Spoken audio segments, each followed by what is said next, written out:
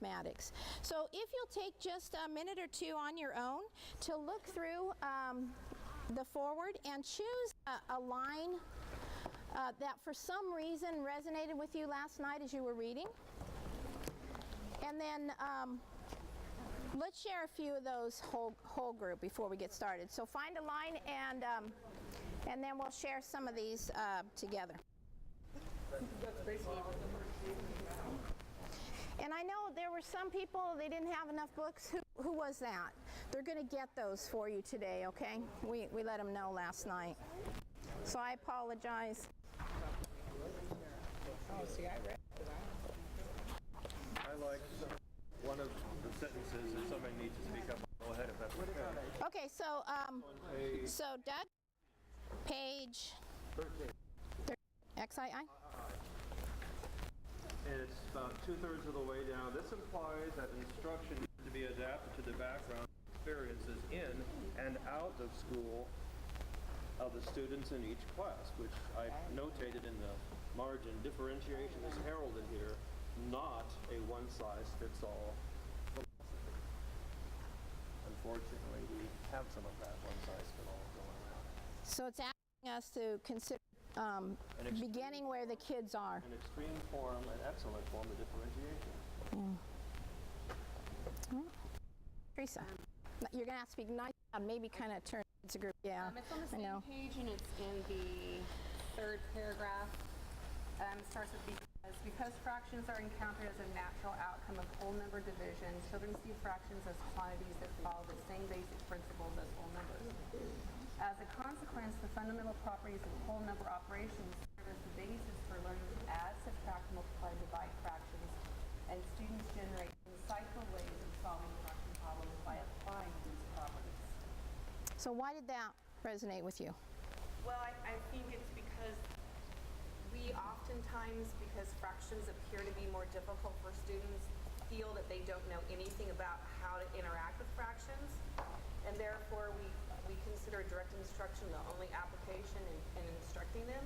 And if we give them more freedom to explore the fractions and how they work within that concept, they actually have more strategies within themselves from experiences that they've already had in order to figure out how to use them. Yeah.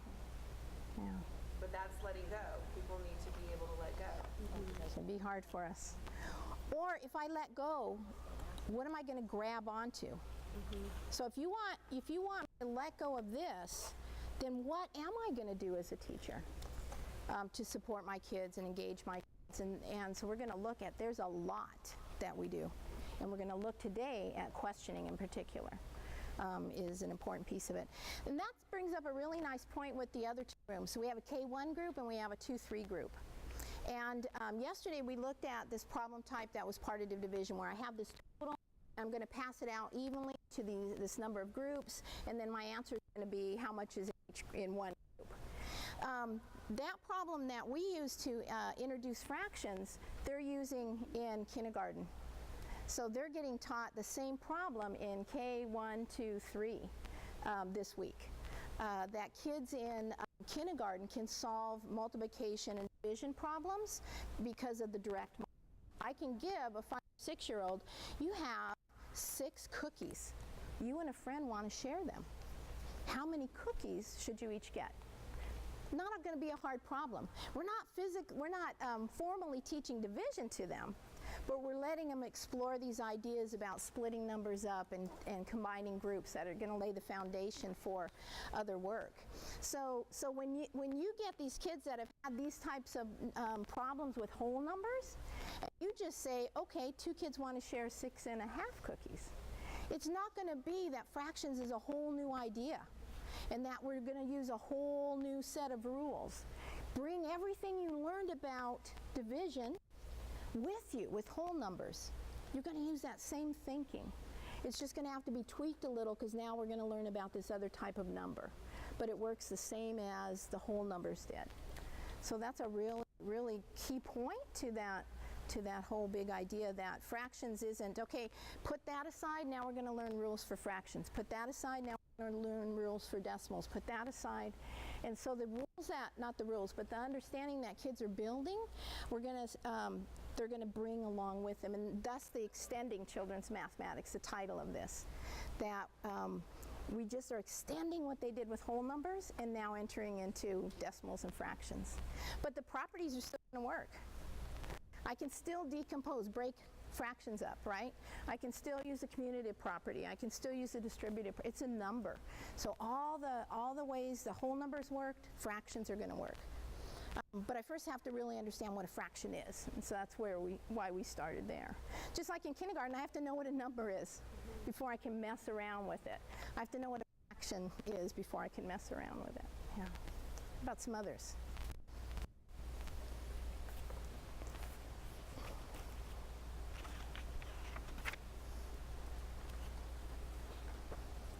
How about somebody in the back tables?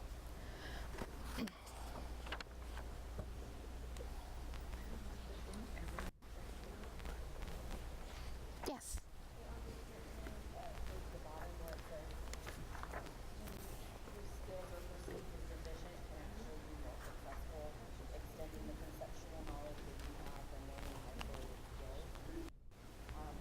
So a little bit louder. Why'd that stick out for you?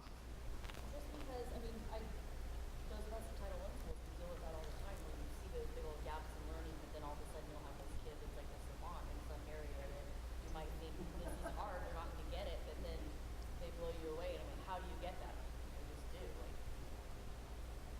you have to remember that. They might have a ton of holes that were freaking out that you have to go back to backfill, but they're going to have those things that they can figure out. Yeah.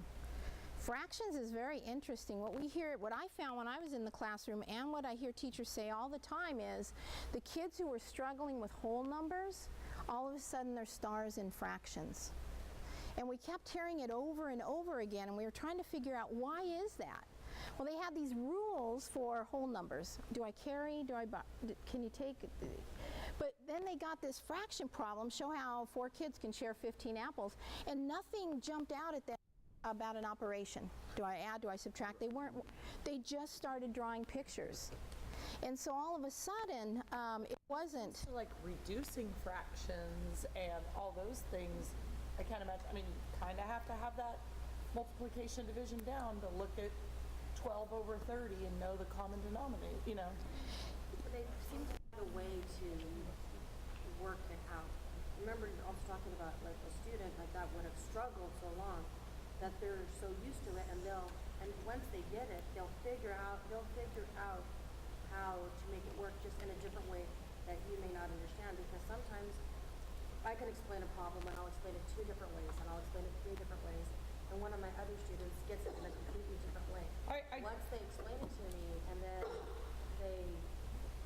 I understand what they did, they explain it to another student, and then it's like, so even if they don't have the basic math facts down, because I understand that's like a huge thing, they know how to get there, whether it's using their fingers, whether it's using their toes, whatever it is, they can figure it out. Yeah, I mean, you know, we're talking computation versus conceptual. You know what I mean? Like, you know, some kids are better with math concepts than they are with math computation. And they always will be. And there are some parts of fractions that I think are very conceptual, and like separating or subtracting mixed numbers. Like, I mean, like that, you really have to have your head wrapped around conceptually, what a fraction is. Like, I could see a kid who struggles with things being able to figure that out. But like, there's certain things we have to teach in fractions where it's just, I look at that. I would be interested to see different forms of teaching kids how to reduce. Well, I think also in like first unit, when they're playing with the Unix cube, playing with models, and their visual memory will help them. Okay, yeah, 2/4 is like the half. Yeah, or if I add 2 to this one, So they'll remember it, and that's when you take that visual learning to help your conceptual later on. yeah. But it's like that huge building block, I think. And sometimes even with those, you have to go back to the visual in order to move forward. Well, It's like some taking kids, yeah. a jump back, but it's okay. It works. Equivalence is a huge issue, not just in fractions, but just in mathematics, right?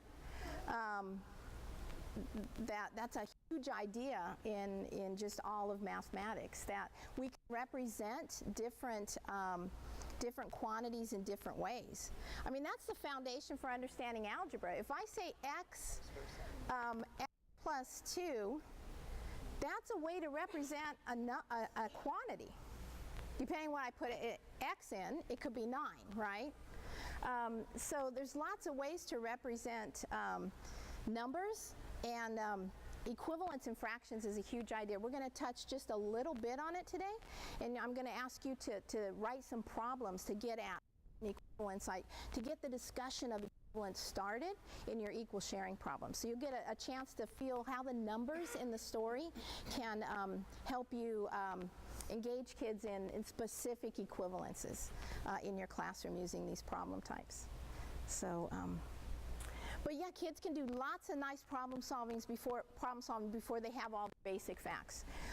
We don't want to leave them there. We want to continue to work on them because we know your basic facts are very important.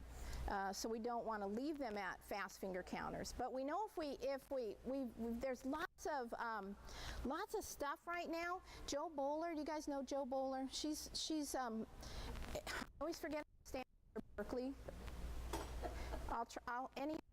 She and others really have looked at this idea of time tests and how kids are learning or not learning with time tests.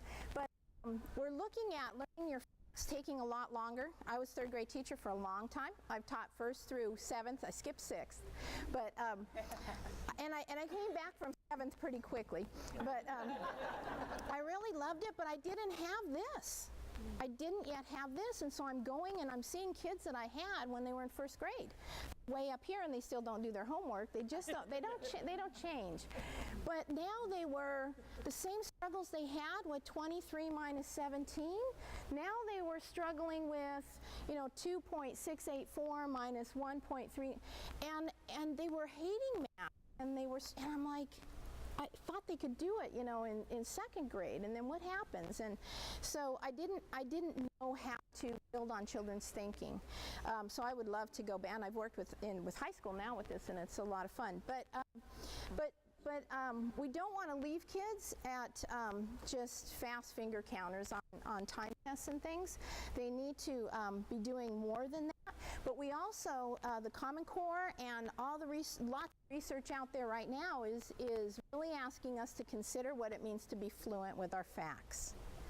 And where we used to just consider 2 criteria to say that a child was fluent, there's now at least 3 and often 4 criteria. So what are the 2 criteria that we know that generally, if you meet these 2 criteria, you are fluent? Speed and accuracy, right? So that's been our criteria, and we know it's just not working for a lot of kids. I mean, I was the 3rd grade teacher who kids would go to 4th grade, and the 4th grade teacher would say, "Joan, didn't you do anything with your multiplication facts, right?" And so I'm like, yeah, we all had a pizza party. Come see our little, right? Because they got the arrows. They threw the arrows at what number they were on. We all had, and so then the 4th grade teachers would run off, the flashcards and send them home, and they would have their pizza party, and guess what the 5th grade teacher would say? Didn't you do anything? So we know, we're giggling because we know that that's true. So there's something there that drives us to ask why. And one of the things they're finding out is when we go to speed and accuracy too quickly, kids just become fast counters. Or they just give up and start guessing, but they don't create any strategies. So the Common Core is saying, not the old California standards said know your facts to automaticity. Remember that little word we all played around with? Now it's saying know your facts from memory. And if you look deeper into the Common Core standards, from memory means I'm now pretty automatic with it. But if I forget, I have a way to go back and figure it out, but not with finger counting, with relational thinking, which uses the properties of operations. If you go to the Common Core, we could maybe that'll be a thing you guys can do on your break or your lunchtime. If you pull up the Common Core standards and you put in properties of operations and just search it, see how many times it comes up from kindergarten through sixth grade. It's a huge idea in the Common Core. It's kind of a big idea in the content that we didn't have in our old one. In our old standards, if you remember, it was number sense, right, Mrs. Graham, and then algebra and functions. And now it's operations and algebraic thinking. So why did they put those two together? What's the same about operations, arithmetic, and algebraic thinking? What do you do the same with arithmetic as you do with algebra? What works the same? Operations are the same. Net multiplication, division, subtraction, addition does not change. What else is the same?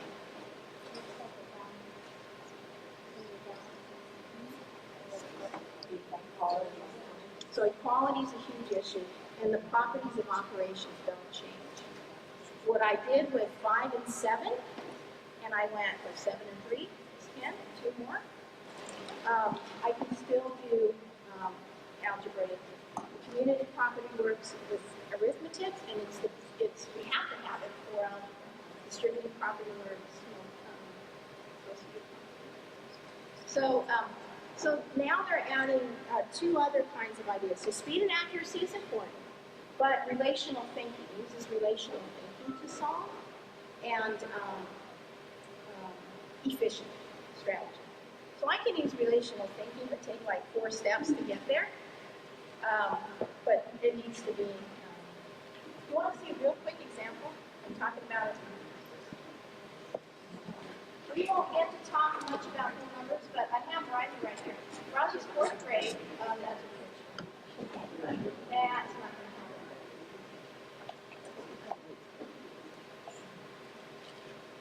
So when Riley was given this multiplication facts test, she's 4th grade. When we started the test, she said, I'm not very good at my multiplication fact. And so she was a little nervous about doing this, but we got her to give it a shot. And so, see what you think about Riley's personal feeling that she's not very good with multiplication. So, Riley, I'm going to ask you some multiplication facts. If you'll just, can you hear? 3 times 6. 4 times 3. 8 times 5. 5 times 7. 4 times 9. 36. And how'd you get that? Well, I know that if you were to start at 10 and then take away 4, which like you would do at 40, because 4 times 10 is 40, and 6 and 9 is 1 less than 10. That's 1 less than the multiplication back, so it's just 40 taking away 4, which is 36. About 6 times 8. So the one she just solved was 4 times 9. And we got her answer of 36. How long did it take you to get 36? Maybe 2, maybe 3 is the longest. But she doesn't have that one memorized yet, right? But we do find out how she's thinking about what 4 times 9.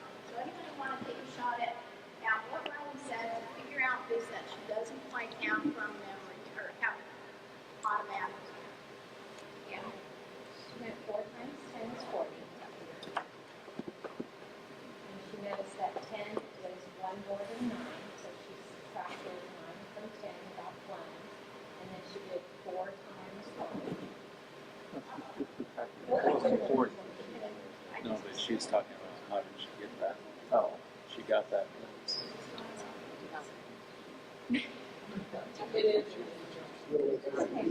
Just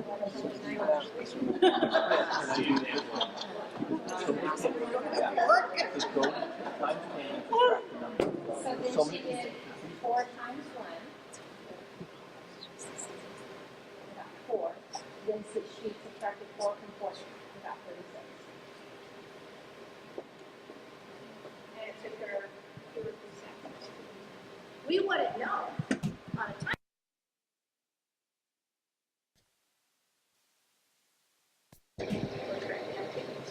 So, this is what Riley was doing. It's sort of She went from a foundation system, the tens, which she's very familiar with because the property was zero and then she had a problem solving strategy to apply to that. So does she know what 4 times 9 means? Yes. What does it mean to her? 4 times 9. Yeah, and sometimes teachers are using this idea of groups up. There's different kinds, and it's been really supportive, especially in fractions for the whole numbers as well. So she's thinking of this as 4 groups of 9. So she's understanding what the 2 quantities mean, that the 4 is the number of groups of 9. And so this is her original problem, but she doesn't stick with this problem. She goes to 4 groups of 10. So what do you have to do to each of these groups? Why don't you go to 4 groups of 10? It's easier, right? It's a number that's easier for her. And so she knows 4 groups of 10 is 40, but that's not her original one. So what does she have to do to that 40? We'll get rid of these guys again.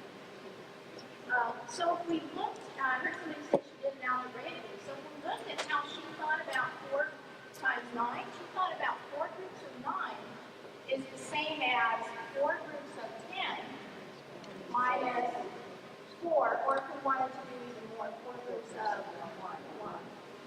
So what is she also using as she's learning her facts? Distributed property of multiplication over addition. Now, I'm going to encourage us to use the whole name because we're going to use associative property too and see how it's different.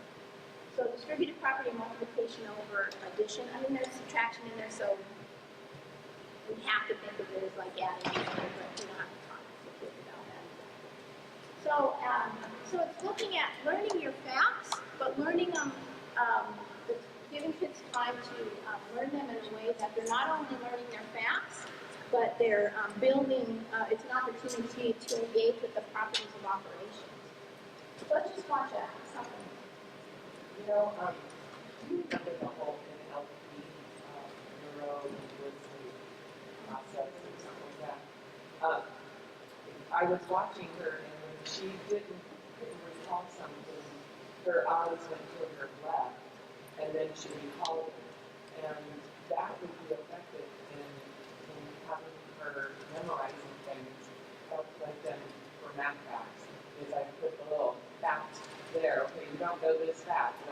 I'll ask them questions. So when she was asked a question that she couldn't recall, she would look off to that side to make sure you recall it. So that was a whole NLP. I don't know if you remember that, but Yeah, I know. I remember something about yeah, that was some years ago.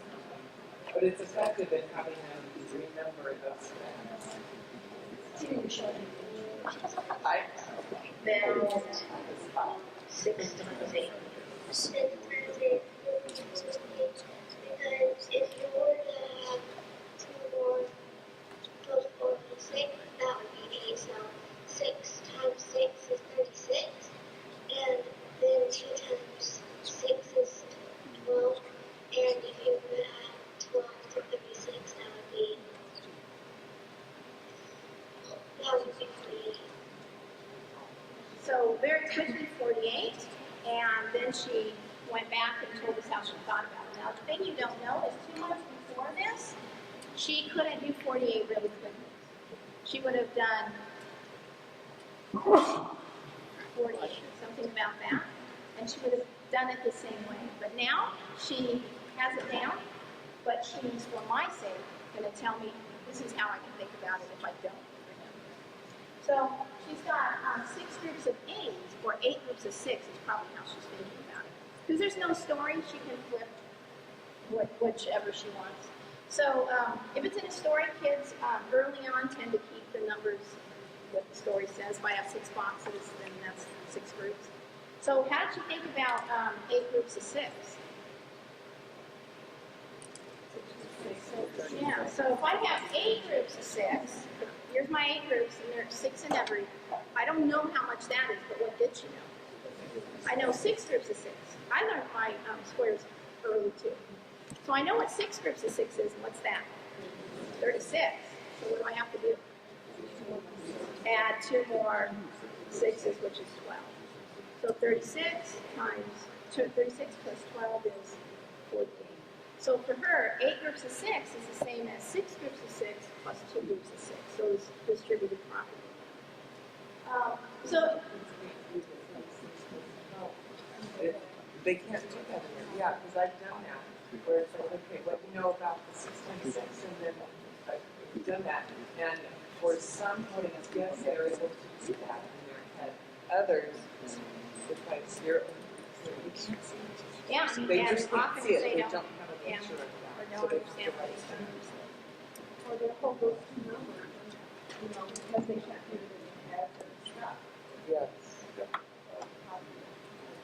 So, what are your thoughts about Riley? She's developed strategies to get her to where she needs to be. And not just fast at it, but she's but to her, she says she doesn't do well on time tests, so she doesn't consider herself a good math student. And so I got to talk to her and say, we're going to show this to teachers. This is the kind of thinking that we want to build in kids all the way up. That yes, we want you to know your facts, but we want you to learn them and give you the opportunity and the time to learn them in these deep ways. That she's learning on her own as a strategy. She's in traditional class.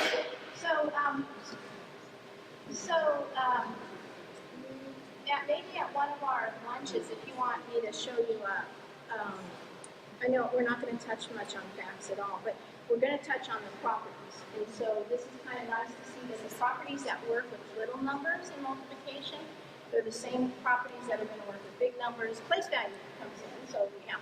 And they're the same properties that kids use when they go to multiply fractions as well. Yeah.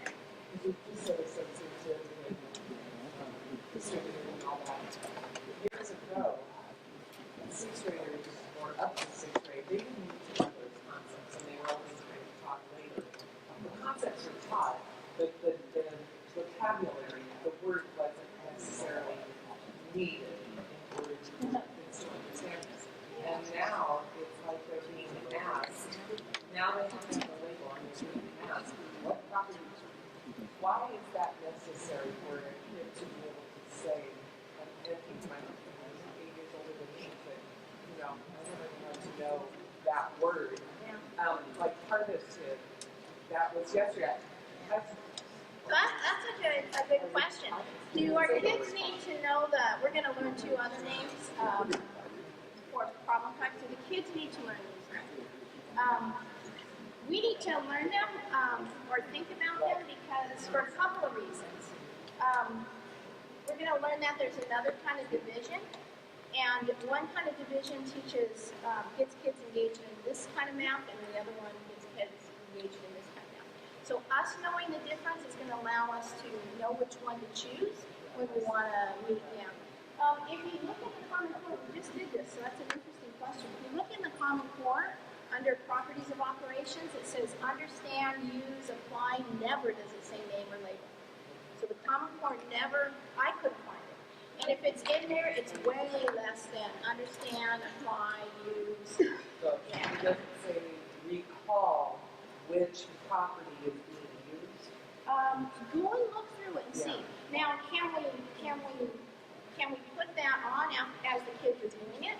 So it's going backwards. Before we used to teach the kids what the distributed property was, and then tell them try and use it. But see, some of the things we have tells them, solve this problem using this property. Right. And it's so unfair because if it's not a property that that they find helps them, why should they have to learn it?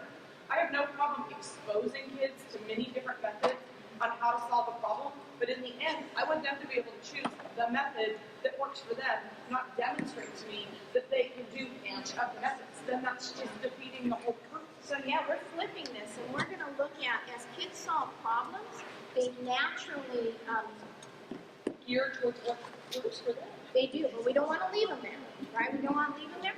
But as kids solve more and more problems and talk with other kids, their strategies we're going to see get more sophisticated, and they naturally begin to use the properties of operations. So it's kind of flipping it. It's not that we're going to teach them the properties and then tell them try them. It's we're going to watch what they do, and we're going to learn together to identify when they're using these properties and bring them out. And then we can put the label, but it comes from the kids. Yes. And I think that it's important, and I found this last year, that they really need that vocabulary. They need to build conceptual maps that revolve around the concepts of the appropriate vocabulary. Because that is what they're using on the SBAC. A lot of vocabulary is in question. So they have to have this, you're talking about division, and they have to have a concept map of all this vocabulary that goes with division. Yeah, no, but So then how do I get through now? No AP classes, I'm too old, but I was a year ahead in math. How did I get through math without having to recall that word, that You're only asked to do process and computation skills for the most part. And our kids now, they have to actually write out rationale explanations of what they're doing and how they're doing it. Well, we're going to look at that idea of right, and that we can help kids learn this vocabulary, but it's going to start with watching what they do, and when they do it, put a label on it. So it's just flipping it rather than teaching this to kids. We're going to see that kids naturally use these as they progress in their strategies.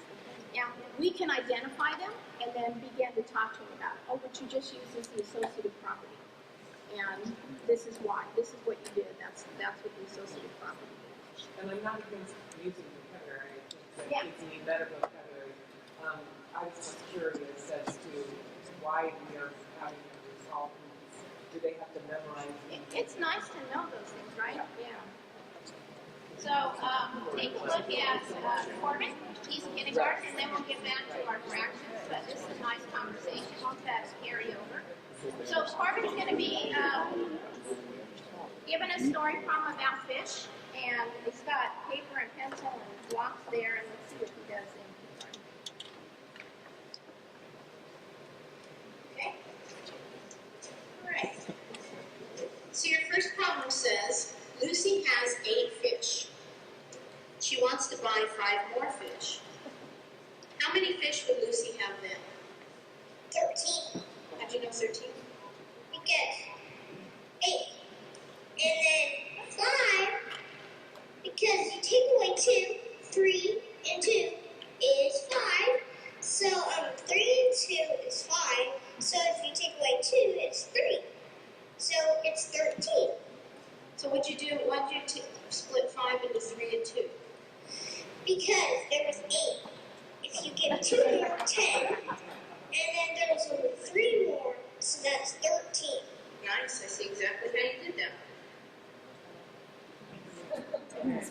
So, there. How did he's quite a killer. He's starting 5th grade today.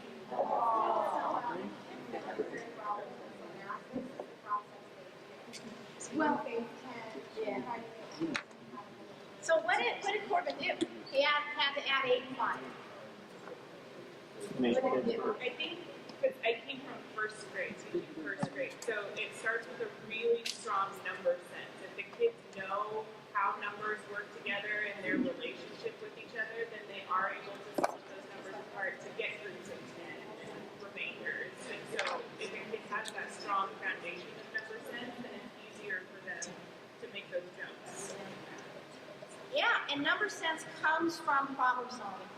And if you'd have seen Corbin a few months earlier, quite a few months earlier, he would have put up 8, or he would have drawn 8 circles, and he would have drawn 5 circles, and then he would have gone 1, 2, 3, 4, 5, 6. So that's where he was about 6 months, 9 months before the beginning of kindergarten.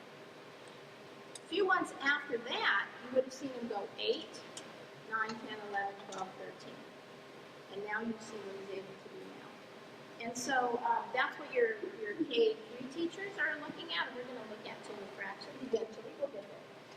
Is that kids, when given time and lots of problems to solve, they naturally, that's a trajectory. They go from direct modeling, counting everything, to being able to hold a number in their heads and count on, to being able to now just think about numbers as quantities and break them apart and put them together in friendly ways. So what he did is he broke 5 into 2 and 3. Why? Because he knew 10 was a friendly number. So he purposely broke 5 into 2 and 3. And then the 2 went over with 8, associative property of addition, right? I can put the 2 with the 3, or I can put the 2 with the 8. So I'm going to put it with the 8 to make 10, and then 10 and that leftover 3 is 13. So, so the CGI, the original K3 to K4 work, documented that that's what kids do all the time, naturally. And the same thing we're looking at is if they're coming in the primary grades with that kind of thinking, with little numbers, big numbers, whole numbers, this is going to, what we're seeing is when they learn what a fraction is, they begin to do the same thing. They break it up, they put things together. So it extends, that extended children's mathematics, it's extending what kids do with all the way back to the numbers. These kind of strategies, if you look in the Common Core, second grade and first grade, it says that kids will solve these kinds of addition problems, I think subtraction too, using properties of operations. So even in the first and second grade, starting in first grade, they want kids to be able, at the end of the year, with lots of experiences, right? It doesn't happen overnight, it doesn't happen just because they get older. They have to have lots of experiences, solving problems and counting and us asking questions, but they naturally develop these kinds of nice ways to think about numbers, what we call number sense. Their number sense grows through problem solving. Fascinating world. So, so yesterday we began thinking about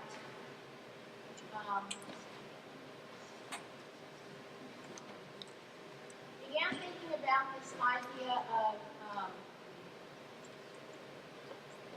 introducing kids to fractions, or using this special kind of division problem to engage kids with concepts around fractions, and then later we're going to look at operations with fractions. So we talked about these two problems. That for a child with no fraction experience, that first one is very friendly. It's a sharing situation. There's whole numbers in it, and you don't have to come. You can approach this and be able to engage with the story before you know anything about fraction. And it's in the solving of the story that you're going to be engaged with fraction ideas that we as teachers now can build on. And so we saw that in these kind of multiplication, division, grouping problems, we have these 3 quantities. And in this particular problem that's powerful for building fraction concepts, we're going to know these 2 amounts, but that amount per group is going to be unknown. And that's where the fraction is going to appear. Later we can put the fraction in the total. Even later we can put the fraction in the number of groups, but the difficulty level soars. So we're going to look at the starting place, but we're not going to end there. This is the easiest place. We're going to look at where that fraction moves to make it a little more difficult when kids meet the challenge, and moving the fraction out of the amount in each group over to the total is not too scary. It can happen pretty quickly. I can say, show how 4 kids can share 4.5 rounds. Okay. I might not know what to call it, but I can have 4 kids share 4.5 rounds. Cut that half one into 4 pieces. We're going to have to maybe help them name it, talk about how to talk about this quantity. But if we move the fraction over here, it's very difficult for kids and us too, if that's the Mr. Garcia problem.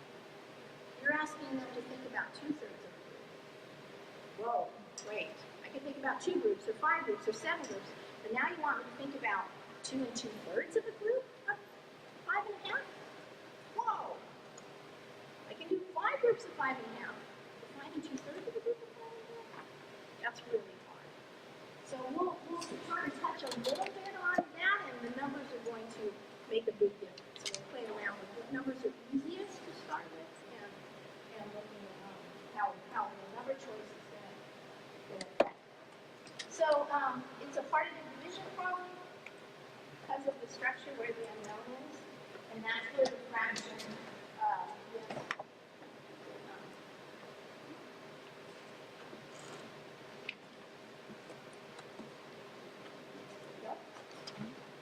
So yesterday, we got a chance to look at the parts that are on the table and get a feel for, get our eyes kind of ready to look at how kids solve these problems on their own without any instruction other than helping them understand the story.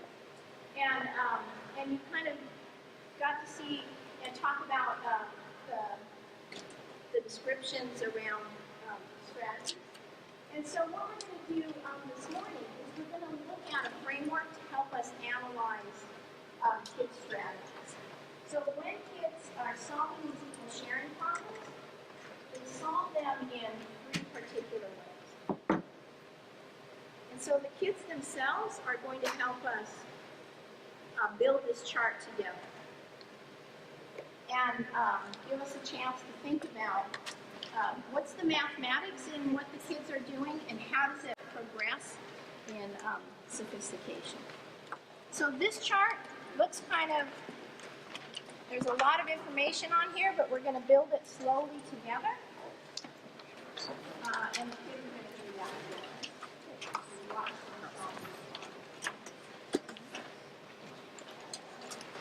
So yesterday we talked about being able to teach in a way that is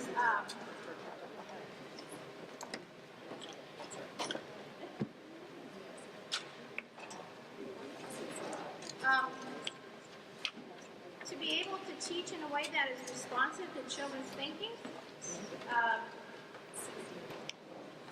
Our noticing skills are what we want to be able to kind of practice. So as we're watching each of these kids solve these different equal share problems, the first thing I want you to do is to just attend to the details of the child's strategy. Did you guys?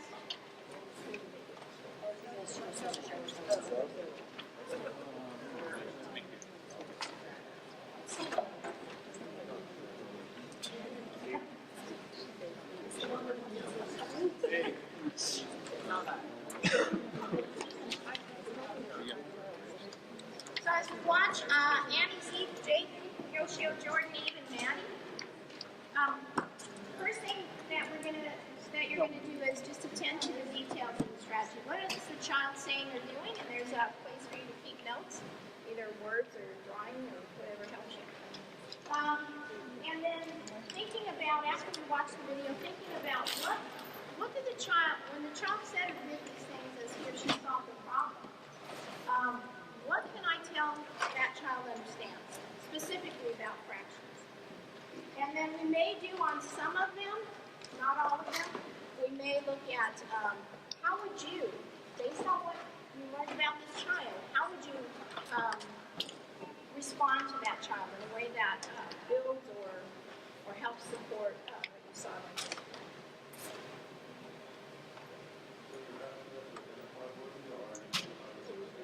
Don't worry about labeling where they are, just what did they do? So what are the details of their strategies?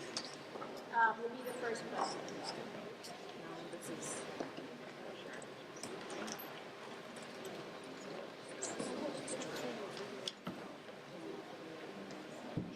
So as you look at the chart that I just passed out, you see along the top that kids' strategies fall into 3 major categories.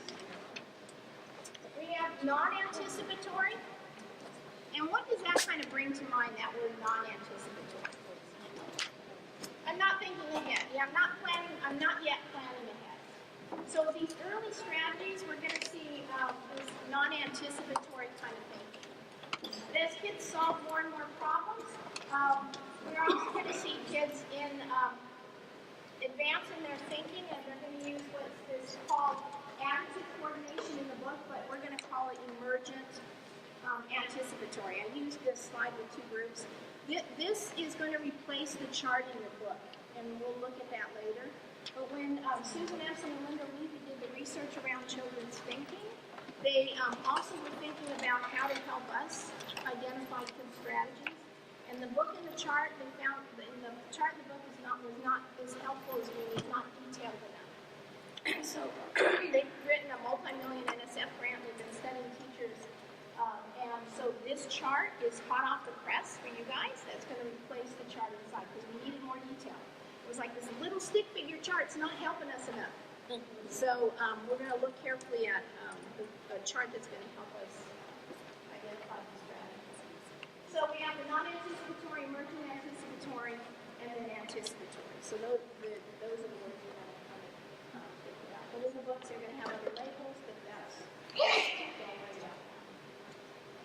So and then down the left-hand side, we're going to see that it's going to talk about the features of each of those strategies, what a typical strategy would look like, and then what fraction understanding is revealed.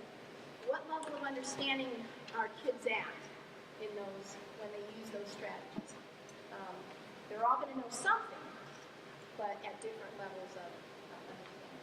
So we're going to build this chart together. So this is the basic chart that you should have.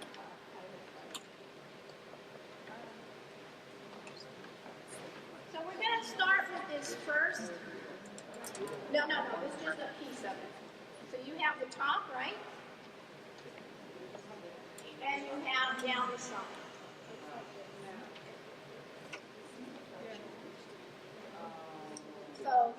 So you have the three levels of strategies, the non-anticipatory, emergent, and anticipatory.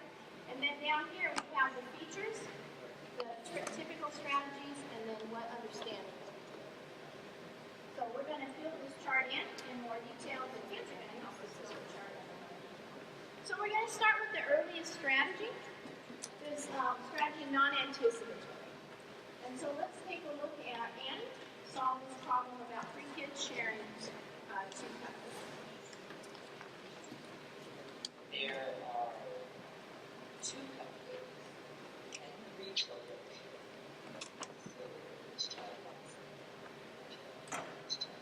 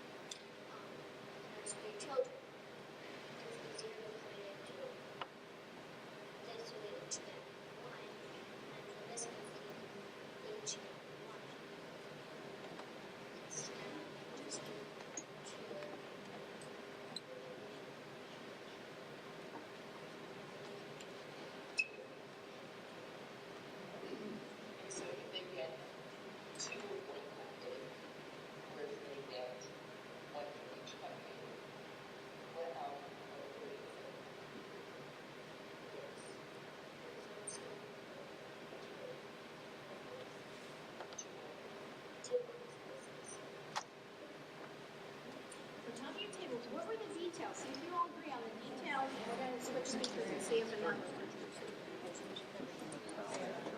Started with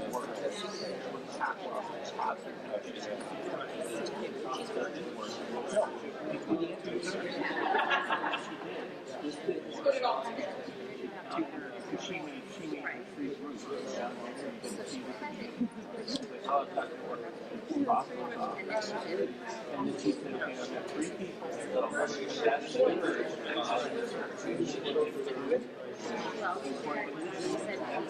well, and she started by going, okay, so this she shared and then she shared the next group. Yeah.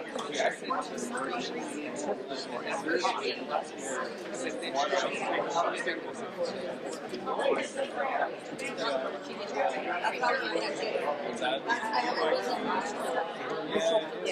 Her initial plan was to try and share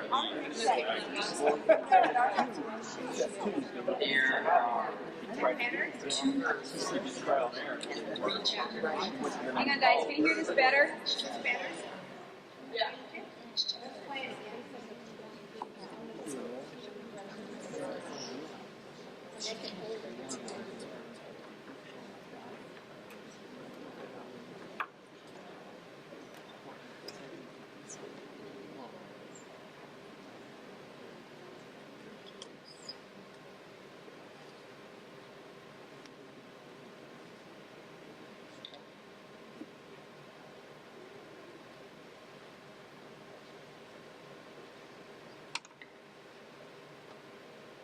Michigan. Because there's 30. I split that into 30, so each of them get a half.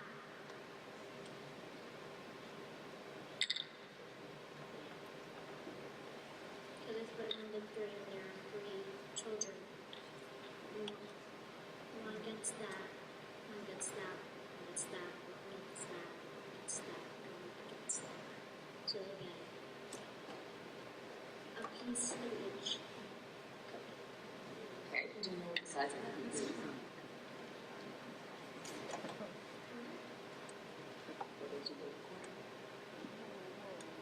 Because that is, it's not the whole thing, and it's not exactly the half. So, this isn't exactly the half, it's just the half.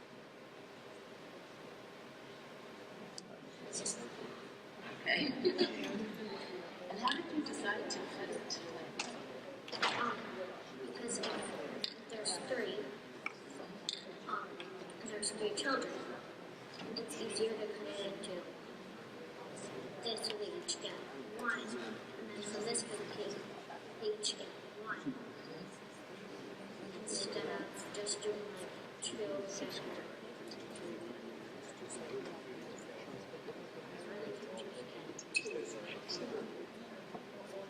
Okay, so if they get 2 of one cupcake, or if they get 1 from each cupcake, what are we going to say? Yes. Because I would still 2. 2 what? 2 slices. 2 slices. Again, don't worry about classifying her yet, because we know she's in that non-anticipatory. But what are the details of her strategy? What makes a child non-anticipatory? So talk a little bit about what were the details and what does she understand?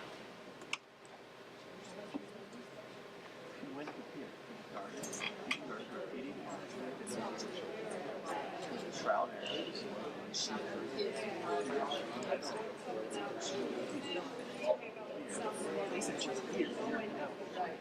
started. She did that for me. She's there.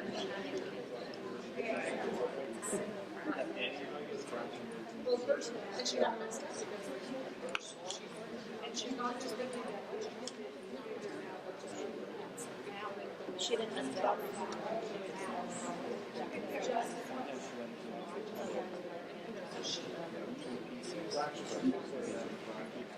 because she knows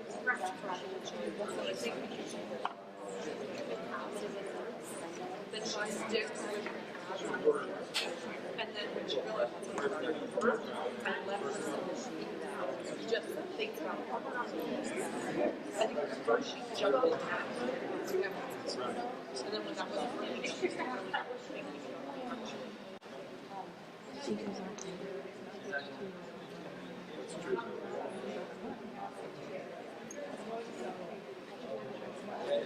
Other things we can do, but that's all of it.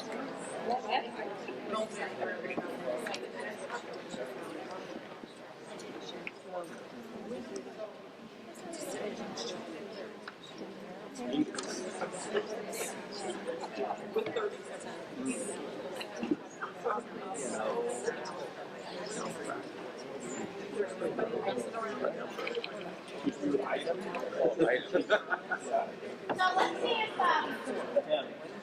if all agree on what they did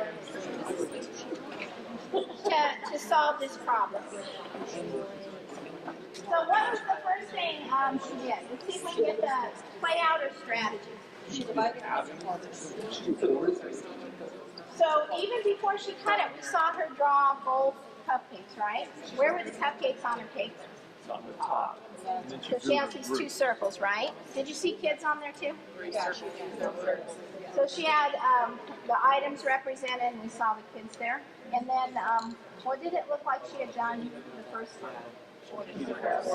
Yeah, so she cut it in half, and then cut the halves in half, and then abandoned that strategy. Why did she abandon that strategy? Because it didn't make sense. It's not working out with 3 kids, right? So what does she do? Redraws the 2 cupcakes, divides each into thirds, right? And we find out later, because there's 3 kids, okay? And then she passes the thirds out, or talks about how much each person gets. So what does Annie understand? She understands it was a really nice prompt or a nice question by the interviewer. She asked her all kids getting the same amount. So that's a nice way to stand, a nice question to think about. So focusing in on has she created equal shares? What else does Annie understand? She can share equally, right? She's fairly confident with her halves and fourths. She knows the label of half and fourth, but not able yet to call it 1/3. I mean, that was her go-to with her first circle. She went straight to the quarters. Like, she's feeling confident with halves and quarters. I can call it a half. I know the terminology of quarter, but I don't know the difference yet, right? So she started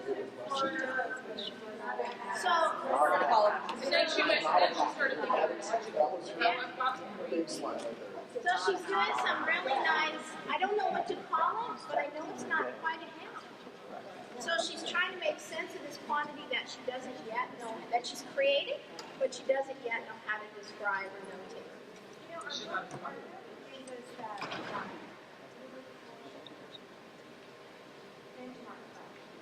We're going to look at benchmark.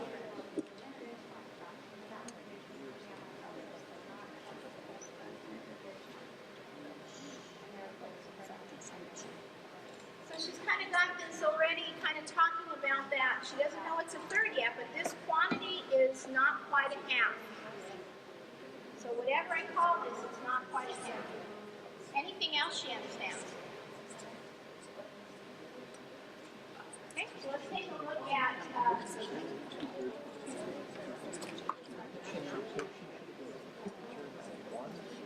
right, so again, what are the details of the strategy? 6 children sharing 10 apples. What's different about this problem than the one that Annie got?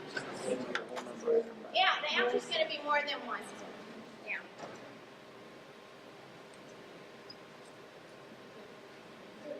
So 6 children are sharing 10 apple pies so that everyone gets the same amount. How much pie does each child get? It says 6 children are sharing 10 apple pies so that everyone gets the same amount. How much pie does each child? It says 6 children are sharing 10 apple pies so that everyone gets the same amount.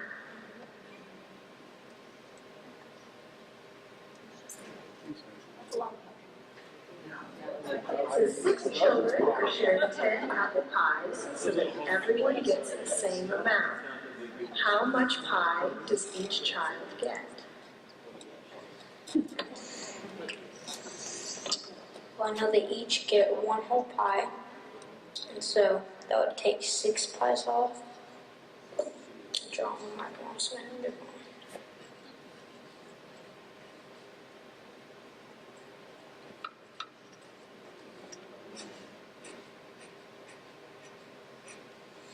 Got 4 left. Let's see. Let's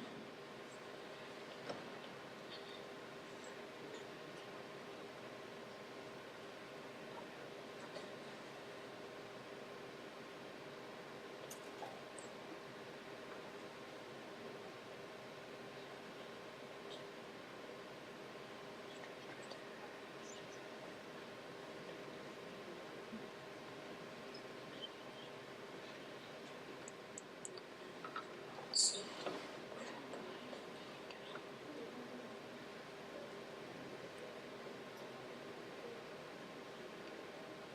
2/3. So 1 2/3. Okay, how did you get that? I drew the 10 pies and I crossed out 6 because I knew that they could each have a whole pie. Then I tried to do it fourths, except wouldn't come out even. So I did thirds and I got 1, 2, 3. And then, so that would be 6 right there. And that would be 1/3 each. And then they get another third, so that would be 2/3. So again, at your table, see if you all thought about Zeke's strategy, the detailed Zeke's strategy. Get those down at your table.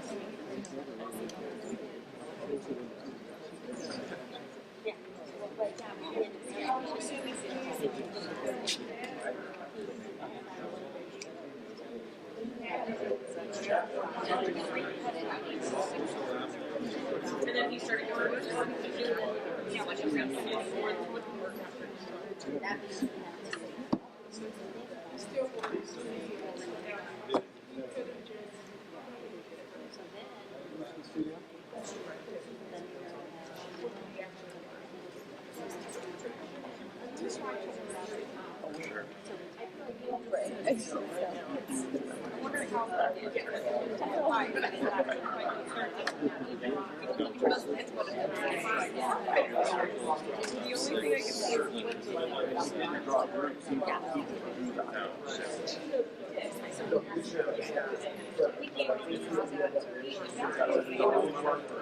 he didn't even draw. He just he was like 1, 2. Yeah, he tried 1, 2, 3, and then he like thought about it for a second. He was like, oh, okay, 1, 2, 3, or 3, 6, 45. Yeah, 6 kids. So let's see if we all agree on the details of Zeke's strategy. What did we see him do? Do the items but not the groups. He drew the items, and how many items did he draw? 10. Okay. 10 apples. There's a whole number. Yeah, and he had actually said that earlier, right? And but he said, let me draw that or something. So then he crossed out the holes, the 6 holes. And what did that leave then? 4. So what do we see him do first? We tried to do repeating having first. So he cut it into fourths, and then the first one into fourths, and the second one into fourths, and what did he do with that? He realized it wouldn't come out even. Yeah, 1, 2, 3, 4, 5, 6, 7, 8. Uh-oh. Why didn't that set well with him? Because there was There's 6 kids. So then what do we see? Third. So he drew Third. one out. Yeah. But he doesn't tell us how he got from 4 to 3. So there's lots to ask him, right? So let's finish the strategy, and we'll come back. What do we not know him would do? So he draws the 1 apple, and then what do we see him do?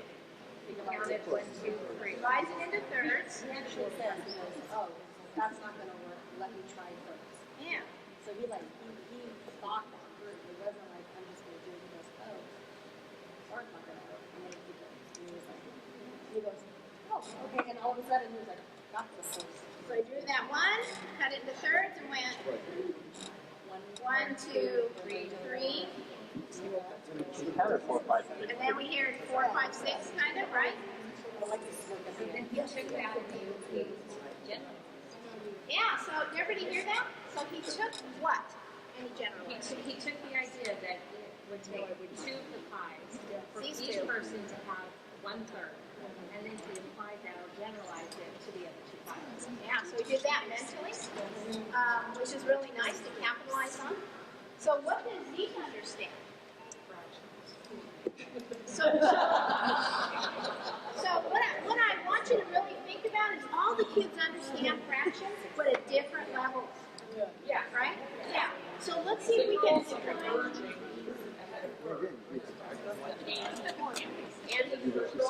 let's talk about what he knows that's making us feel that he has some other understanding that maybe Andy didn't. So what does Zeke know? The terminology is more like, Yeah. where she was only saying 2 pieces, and she couldn't really get to that 2/3 part. He understands 2 pieces means 2/3. Yeah, so she's still talking about pieces.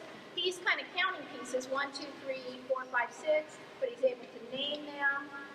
Each one is 1/3. What else is he able to do? He knows equivalent.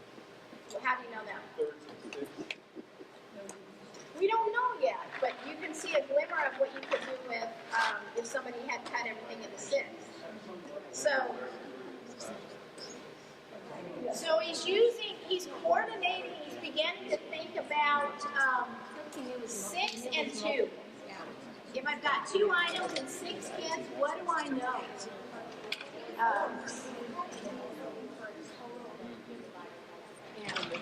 So he's looking for a total that should be divided by 6, but he didn't use that, he didn't use the 2 and 6 from the very beginning. And so that's one of the key qualities of non-anticipatory. Both of them were able to solve it at the end, but their very first cuts were not going to work. But they both made sense of it, were able to solve it eventually. So we want to look at that first cut.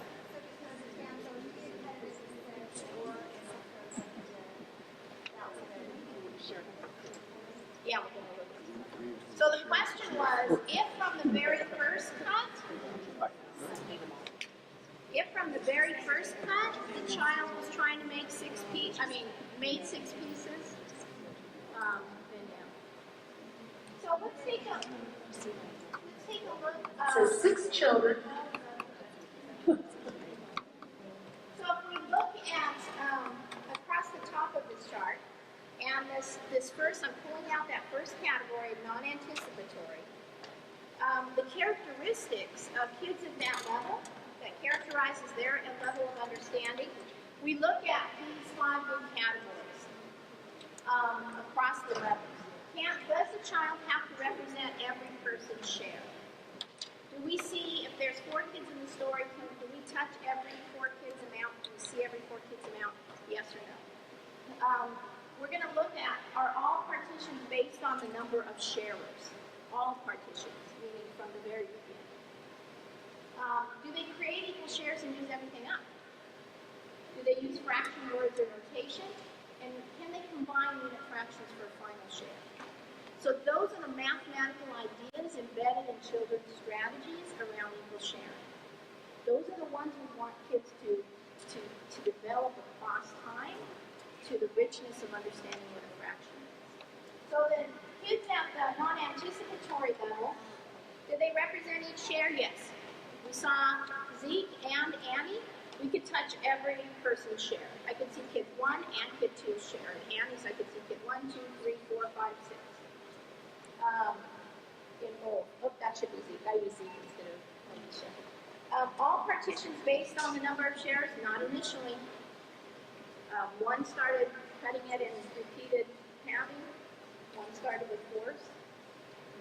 Do they create shares and use everything up? Yes. Do they use uses fraction words or notation? This should be, Annie does it, but Zeke does. So you're going to see even in this one level of strategy, there's not a cut and dry. You're in this strategy, then you're out of it. You're kind of progressing and then into the strategy. Combined unit fractions for final share?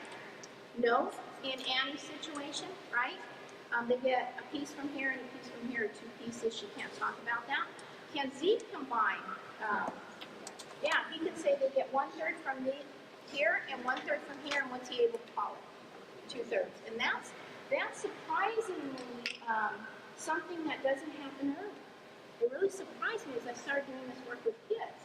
I would say, so they get 1/3 from this and 1/3 from that, so how much altogether? 1/3 from this one and 1/3 from that one. So if I put that on a plate, how much do I have? You have the 1/3 on that one.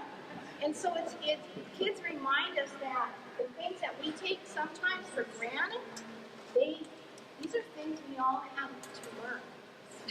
We're not born knowing this. So at this stage, there's work to be done in talking about this kind of thing. Now, so the second one where it says all participation based on negotiations. So if it's embarrassingly when I look at that problem, it's not okay for them to be like, okay, well, each person will get a pie, none of us will all divide in half. And now each person's going to get like half, and then you take the leftover and then split that. So you're wanting them to go directly to thirds or... I don't want them to do anything except make sense of the problem. But this is really good. You asked really good questions, because it's not trying to get the kids to do something. It's giving them the opportunity to engage with these ideas. So we're watching to see a big idea. So she's getting at the big idea. A big idea is when they, from the beginning, start putting those 2 numbers that are going to create the fractions in a relationship. So if 2 kids are sharing 6, if 6 kids are sharing 4 things, everybody's going to get 4 6. We can call it different names, but ultimately that's what it's going to be. So initially they don't do that. But this is for us to realize, what am I supposed to be paying attention to? Am I supposed to be paying attention to how they are drawing it or where they're putting it on the paper? So this is helping us. This is what we should pay attention to. This is where we want to see them move. This will help us question them. This will help us talk to them as we see. So at the beginning, some kids are not going to be able to know how to cut it. They're just going to share. Well, even as an adult, I mean, I go straight into each person will get a pie, then I'm going to cut the rest in half, and then I'm going to give everyone half, and then I'm going to see how much left. So if the whole idea of a fraction, 4 6, is the relationship between the numbers. So I'm not going to show you this because I forgot to put Zeke's in. Sometimes I use Alicia if I have more 3rd graders, but sometimes I use Zeke. So if we fill this in with Zeke, does he represent each share? Yes. Yes. Does he partition based on the number of shares all the partitions? No, not initially, right? Does he use up everything, create equal shares? Yes. Yes. Does he use fractional words and notation? Yes. Yeah, he can do that. He's beginning to move in the direction there. Can he combine unit fractions? Yes. So even though they're both at the same level of, big chunk level, because we don't want to have 27 levels, that won't help us in our classroom, right? So we need to kind of group the researchers have grouped it in a way that will be useful. They have the characteristics that are going to put them in this early learning about fractions called non-anticipatory. So we're going to take a break, and when we come back, we'll look at this second level of strategy. So a quarter till, 9:45, we'll start it again.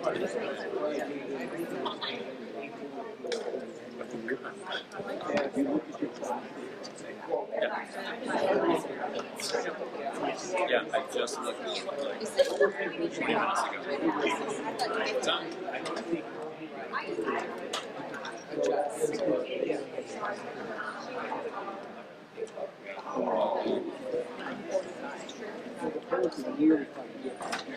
Really?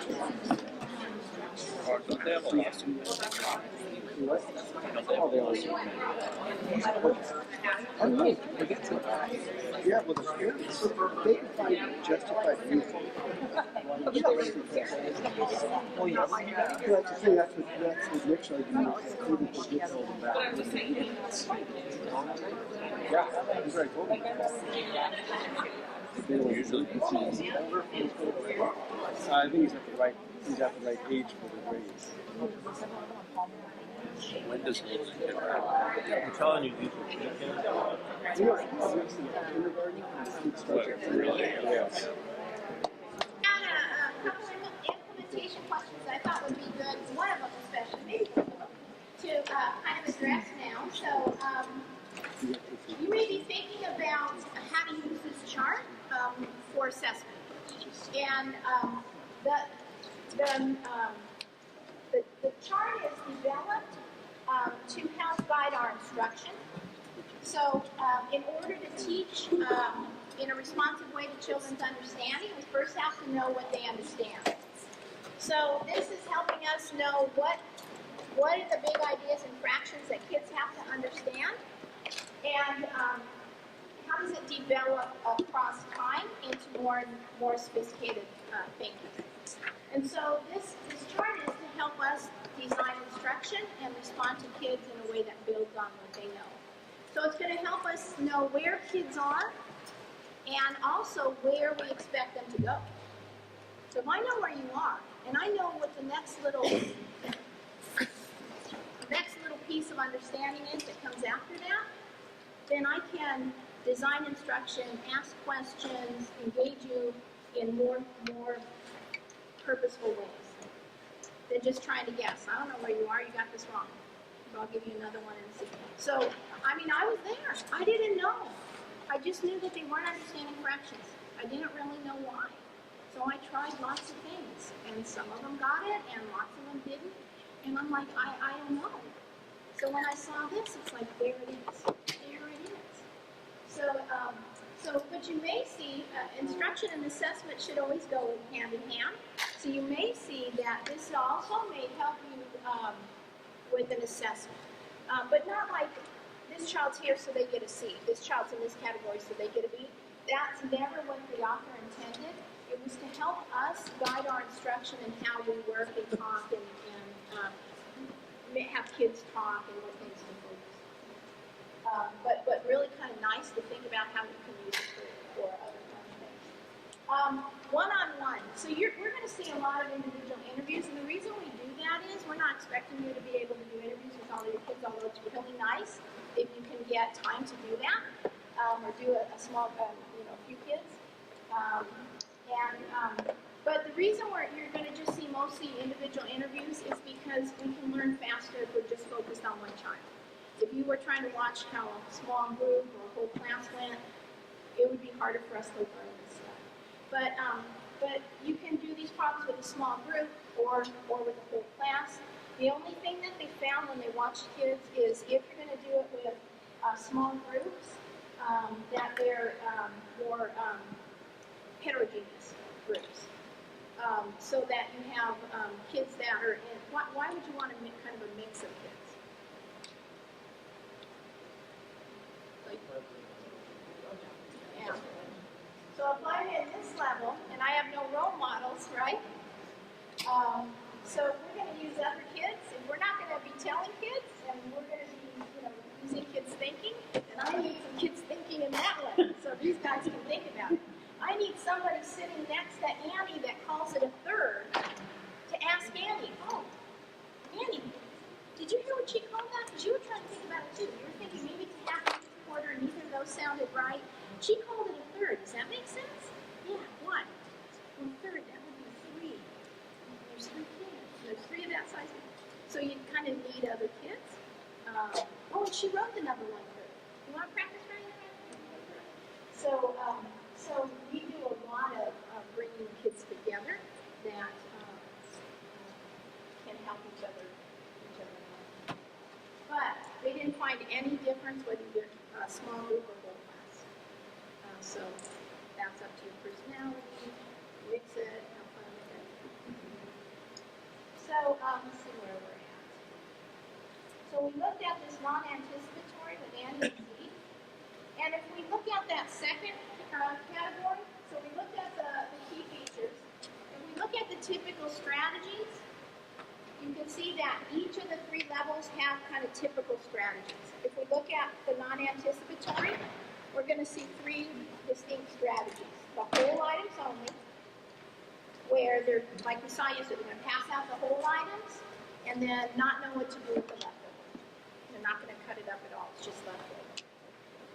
So that's kind of a beginning here. Trial and error.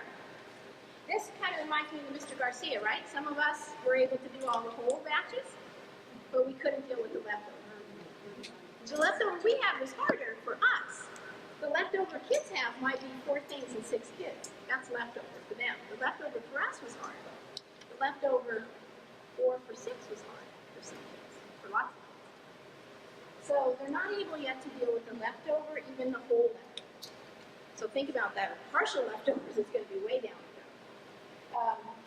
Then trial and error. Who did we see do trial and error? A little bit more Zeke. So we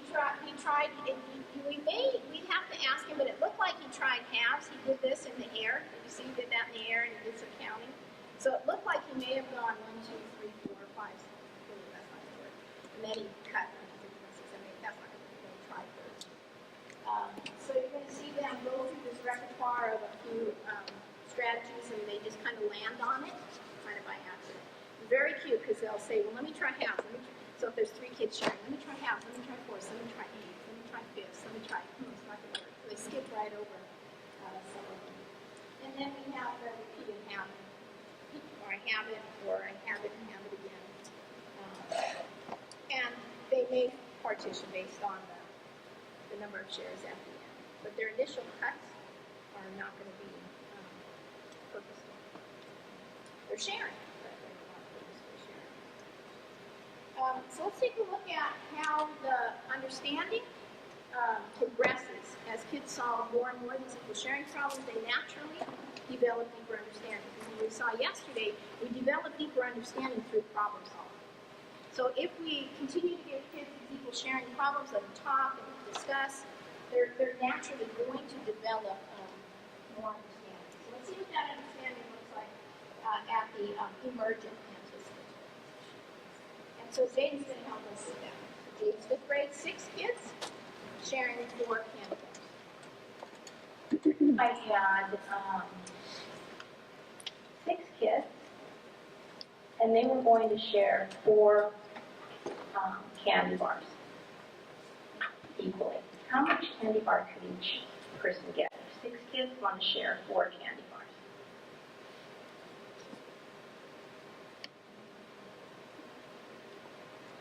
And they have to share 4? Yeah, share 4 candy bars equally.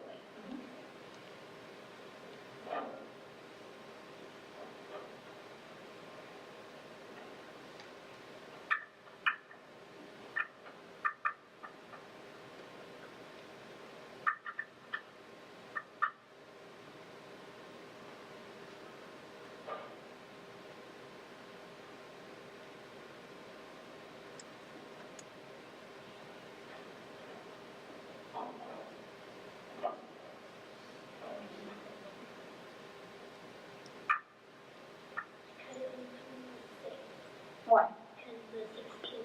Because 6 kids? Okay. They get 4 pieces. 4 pieces? And do you know what size one of those pieces is? 1/6.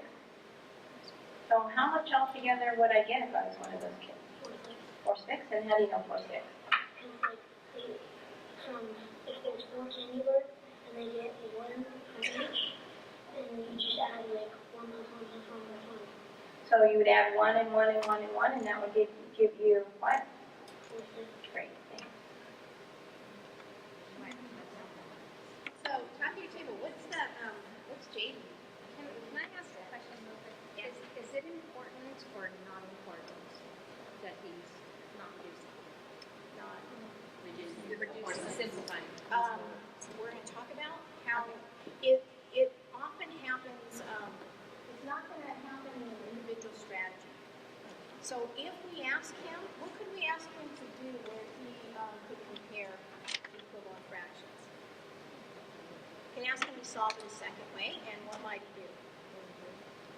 Instead of cutting everything into 6, he might do like Z, cut these 2 into thirds and these 2 into thirds, and now I get 2 thirds. So we could ask him to solve it a second way, and then ask him, how do you know those are the same amount? Or what's even really, which is powerful in our classrooms, is somebody is going to solve it a different way. And now we can ask him, wait, you got 2 thirds, he got 4/6. You better talk and make sure you both got the same. So it's going to come out either in asking for 2 strategies or comparing. That's one thing when we say have answers that we sometimes would use and sometimes not. Because there's no reason here, right?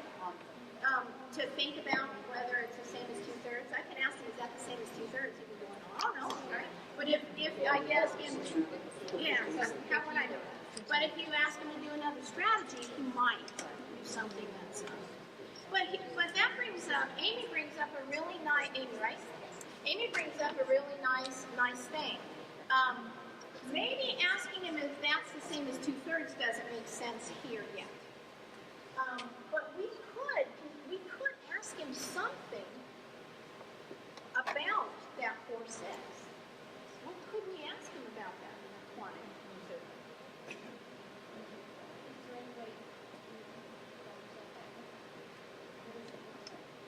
So we would want to ask him to do it a second way and then have him compare it. But what if we just want to ask him questions about 4/6? Is there anything important to think about with 4/6?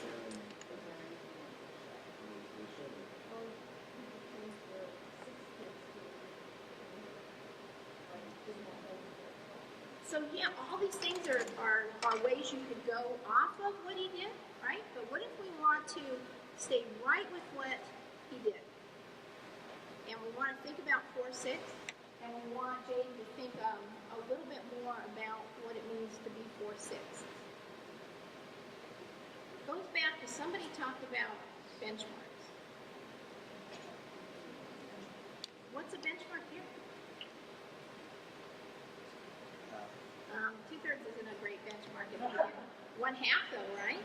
So what could we ask Zeke? I'm Zeke. I'm Jaden. Ask him the question. His answer.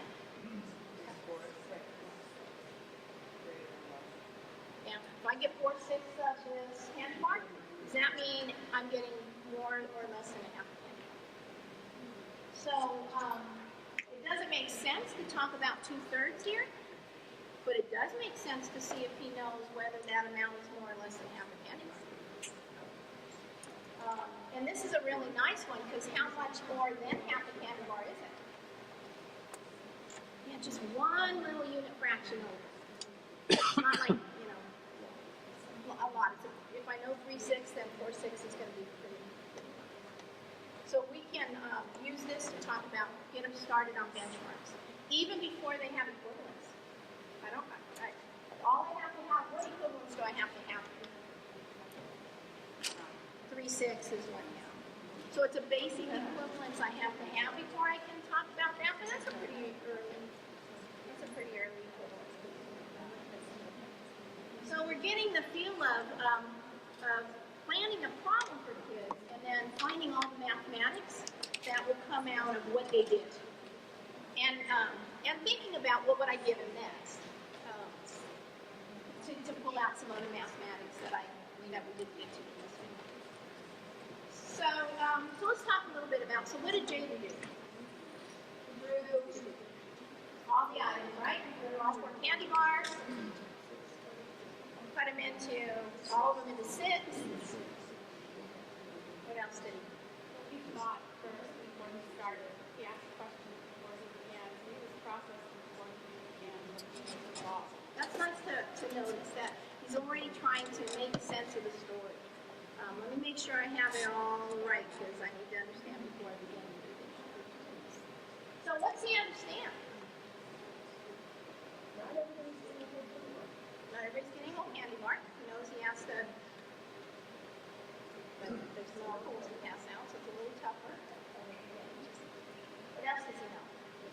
He automatically knew the number of partitions he had to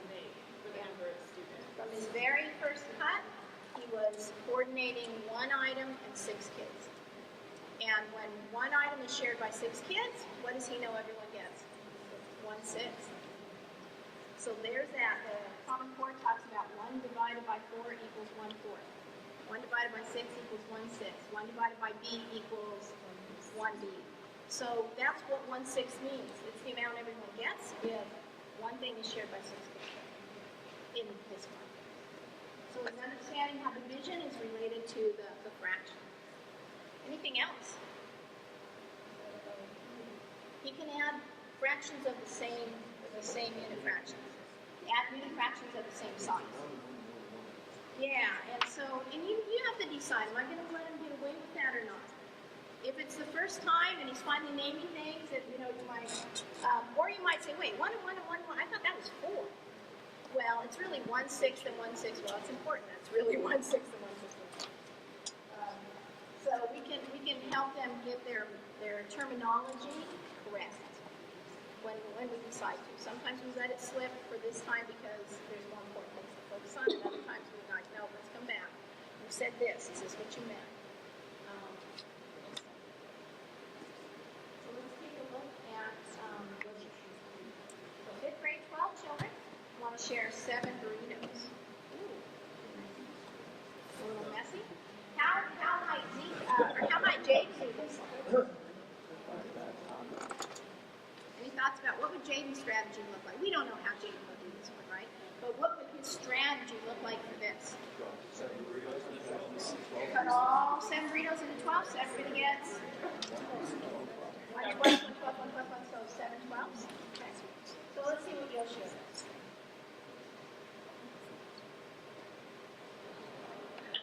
12 burritos, 7 burritos.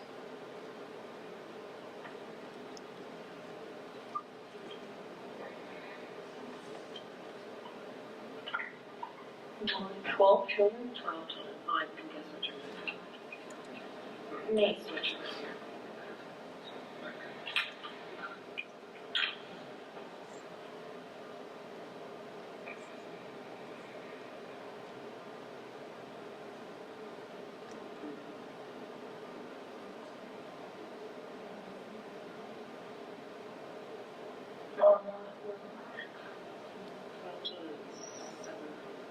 Seven years. So this week, all these burritos will be at one person. One person? I mean, the whole people, all the people there, and then I have 3 left, so I'll go through that.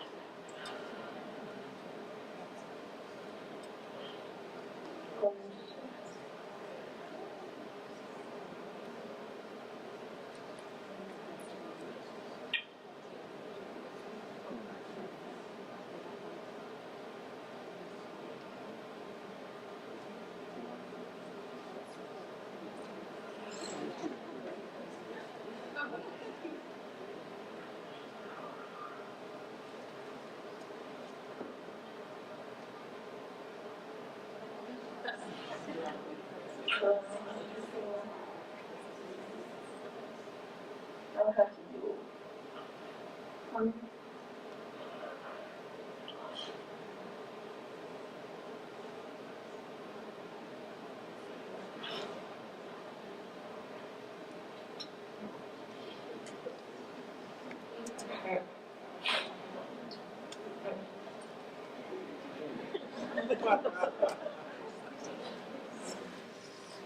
Your tables, what do you do? Start at the beginning, so you get a strategy.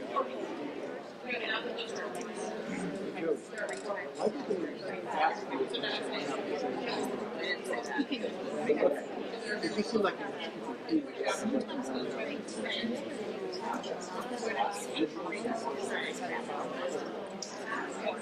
So sometimes teachers are wrong numbers count, which I was like, words like numbers, but you said So I just feel like myself, I'm more of a visual. You can tell me all these numbers. I'm gonna keep asking what you say. I like that too. Divide it down. I mean, that would have been the purpose.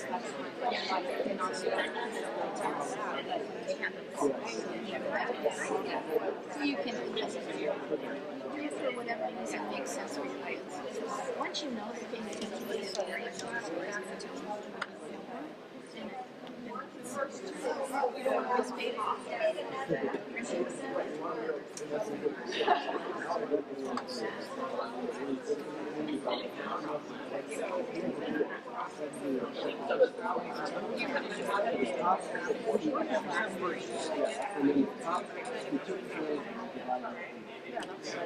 So that each person's going to get a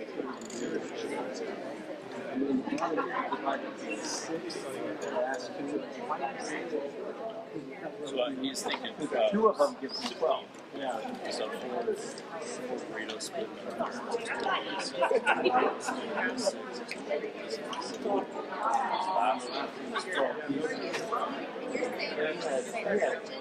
Do you think, yeah, but do you think he's going to have it up? I think so. I mean, if he's that bright that he understands multiples that well. And then you add. So he's got to add 10, 16. So what is Yoshio? What's Yoshio's whole goal? He's breaking them down since he has 12 pieces. He hands them out. And then he starts with the next one, creates 12 pieces, hands them out. So his goal is to make 12 pieces. His goal is to make 12 pieces. It's not just to start sharing. So how does he make 12 pieces? And wait, why is he trying to make 12 pieces? Because there's 12 kids, right? That's the denominator. He's developing this understanding of the denominator by using it in a relationship with the number of items. So, so to make 12 pieces, what does he do? That's 4 pieces per third. So he takes 4 items and cuts them into thirds because that makes 12 pieces or 12 thirds, and so everybody gets 1/3. And then he's got 3 left. What could he do there? He could have cut it into 4s. He didn't. But somebody else might, and that might be a nice strategy to share. Although I like that he cut it into 6. We'll talk about that. So what's he do to make his next 12? He takes 2 items and cuts them into 6 to make 12. So everybody gets 1/6. And then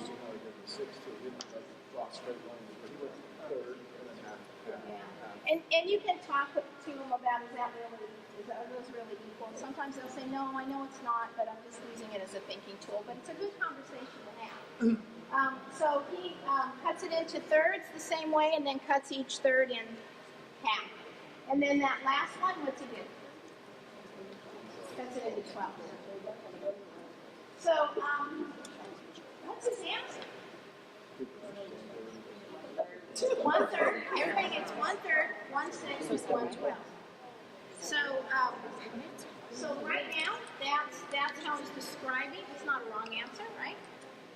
That's how he's describing this amount. But there's more work to do. There's always more work to do. But we know where he's at. And so now we get to think about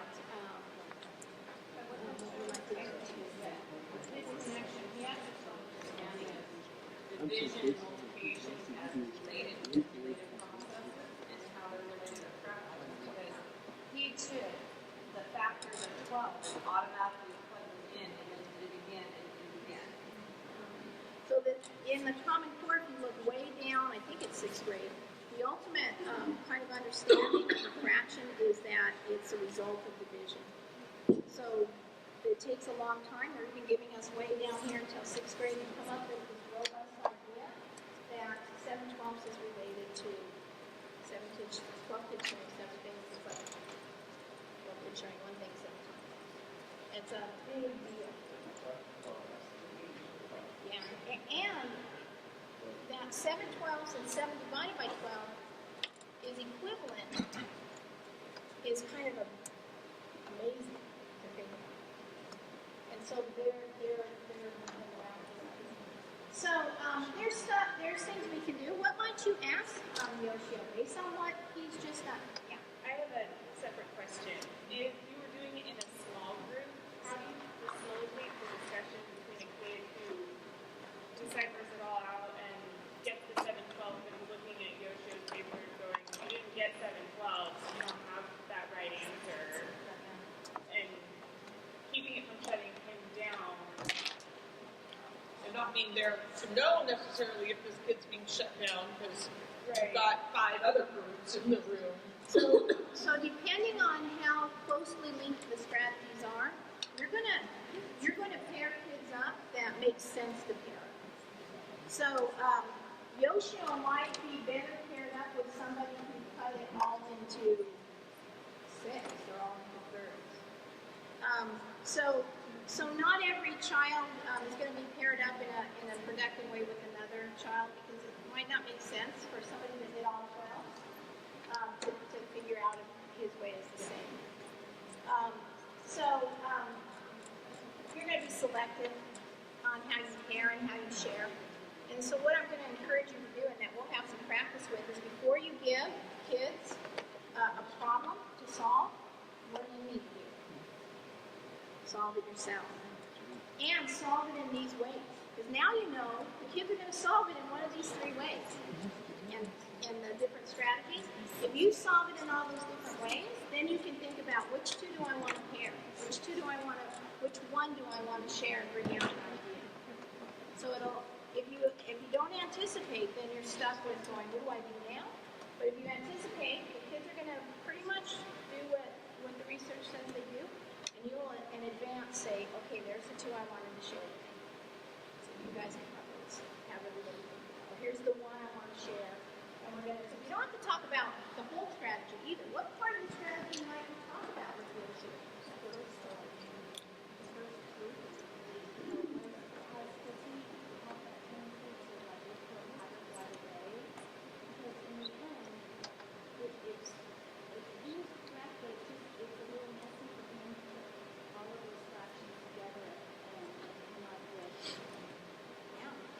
So what 2 fractions would be the easiest for him to put together right now, based on what he's done? 1/6 and 1/3, right? Somebody even mentioned that he made thirds and then cut each third in half. So you could ask just about that one part. Yoshio, if I had 1/6 and 1/3, could you talk to me about how much I would have all together with that? Or if I did a 1/6 here and a 1/3 here, tell me about the size of these pieces. Are they the same size? No, this one is twice the size. What do you mean? Well, there's 2 6 and 1/3, and then you have another 6 here. So how many 6 would I have there? Well, you have 3 6. So a 1/3 and a 6 is 3 6. Yeah. So you can just pick a nice one to talk about with that child or with that group. So don't feel you have to share a whole strategy. You can pull a little piece out that makes sense. And the way he cut it was beautiful, right? So describe what you did, Yoshio. You did thirds first, and then everybody watch what he did to make 6. What did he do? Oh, he cut the thirds in half. So how did he get 6? He cut a third in half. So the conversation is you're doing your content, but it's coming from the noticing that we're doing with the kids and the richness that's in their strategy. What's kind of cool is we had 3rd graders doing some work at the first school I was at to try this stuff, and we had a Cal State San Bernardino professor come up. He was interested in what we were doing, and so it was summer. We had kids messing around, and I don't remember the story. I should be able to remember it. I think it was. Hold on a second. I can remember. 7 eighths. So it was 8 kids sharing 7. So one of my kids cut 4 things in half. Everybody got a half. And then cut fourths. Everybody got a fourth. And then eighths. So everybody got a half, a fourth, and an eighth. So they gave away the biggest piece. So at the end, he's like, that was so interesting. That's what the Egyptians always described every fraction as a sum of unit fractions. And he gave us an article, 6th grade teachers. It's out there. It's about the ancient Egyptians. So they would have seen 4/8 as what? I mean, 5/8 is what? Nope. 1/2 plus 1/8. How would they have seen 5/6? 1/2 plus 1/3. Yeah, so it's always a sum of unit fractions. So he was fascinated to see kids often do that as well. Numbers like the tens, like when you're adding up numbers, you say take the 10, so 30 plus 5 plus 7, 1, I don't know. Those kinds of ideas. And there's lots of value into thinking about fractions in lots of different ways. I had to share, because this is always, I always think of Roger as a 3rd grader. And we had done a story where Roger got this answer of 2/3. And I didn't know what I was doing, right? I just trusted kids. I gave them a problem, and my only question was, tell me what you did. Show me how you solved it. And so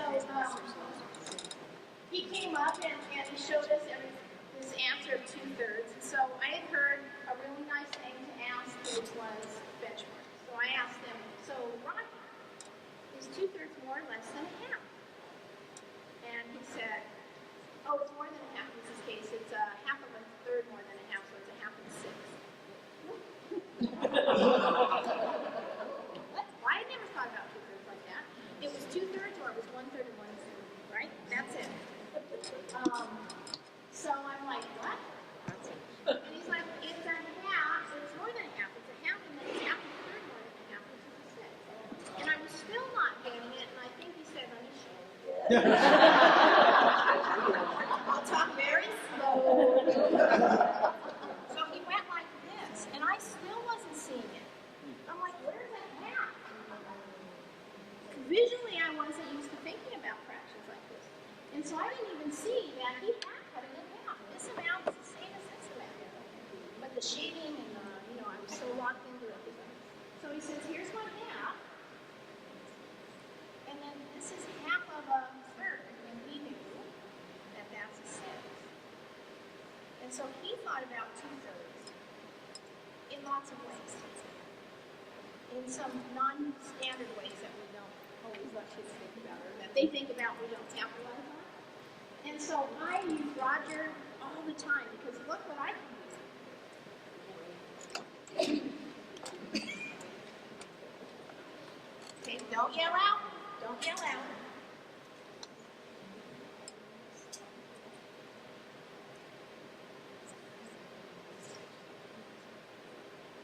Okay, don't go to 24th. Well, how does Roger think of 2/3? 1/2 plus 1/6.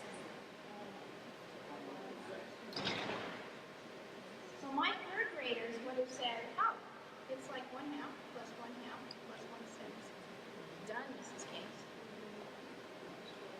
Because they were more flexible in not knowing just how to think about a number in one way, but thinking about it in lots of ways that they could then use. I was surprised how often my kids did not go to common denominators. I never taught it, so they were open to do whatever. They went to common numerators. I didn't even know what they were doing when they went to common numerators. I'm like, well, that's true. If I have 2/5 or 2/7, I know what you're doing to compare. I don't have to always go to common denominators. So they do things when they're allowed to build meaning in a different way. They do different things. And then I benefit because I often think about 2/3 as a half and a sixth now. It helps me in lots of ways. It's a pretty nice number. So if we take a look at what Jaden and Yoshio taught us about this next level of strategies that kids naturally develop. Again, they're naturally doing this over time, solving problems, talking to each other, they're learning. We're looking at the same big ideas. And so in this level, do they still represent each share? Yeah, they still are. You still see all 6 kids, all 12 kids apart. So they're still direct model. competitions based on the number of shares? Yeah, that's the big hallmark. That from the very first cut, they're thinking about the number of kids. They create equal shares. They are going to use fraction words and notation most of the time here. Combined unit fractions are, yes. So they're going to be able to say 1/3 and 1/3 is 2/3. Not 1/3 and 1/3 is 1/3 and 1/3. How about Yoshio? We saw everyone share, all 12 kids share. We saw based on the number of kids, he was trying to get 12 pieces. Created equal shares, used fraction words. Combine unit fractions, not unless they're like unit fractions. And we don't know, he might have been able to do some work around 1/3 and 1/6, or not. We don't know from this interview because we didn't ask. So when we look at the two strategies that are common there, it's sharing one item at a time. So that's what we saw Jay do. I'm going to take one thing and cut it into the number of kids. Or they're going to take a group of things, 2 or more, and still cut it in, try and get that many pieces, but not with just one. So if 9 kids are sharing 3 things, Jaden's strategy would be cut everything into 9s. What would Yoshi's be? Cut into 3s. So they're both trying to get 9 pieces, but they're getting it either by cutting one at a time or taking off, a chunk and using their facts to create the same number of pieces. So sharing one item or sharing groups of items. And this is when your equivalence comes in. Because now we've got equivalence. Because kids do this, they've stationed us to talk about equivalence. Because you just got 4/6 and you just got 2/3. Because you did it that way and you did it with this strategy. So now, because kids do lots of rich things, our mathematics can just come right out of what we do. So this group will give us our equivalent fractions, this level strategy. So then we have the last group. In the book, it's called multiplicative coordination, and that's now, we're just going to call it anticipatory. So in the book, you're going to see non-anticipatory, additive coordination, but it's easier just to think non-anticipatory, emergent anticipatory. So this chart replaces. So let's take a look at what that looks like with Jordan. Okay, so here's the problem. 6 kids are sharing 10 apple pies equally. How much does each child get?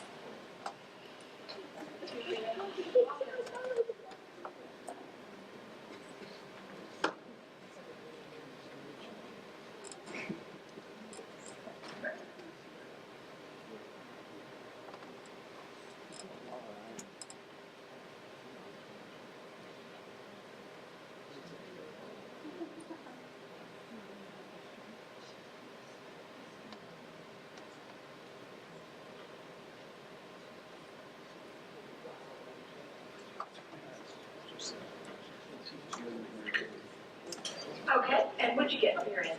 Each child gets 10/6 of the apple pies, or 1 4/6. Okay, and how did you get that? I knew that if there were 10 pies and there were 6 kids, that they would get 10/6.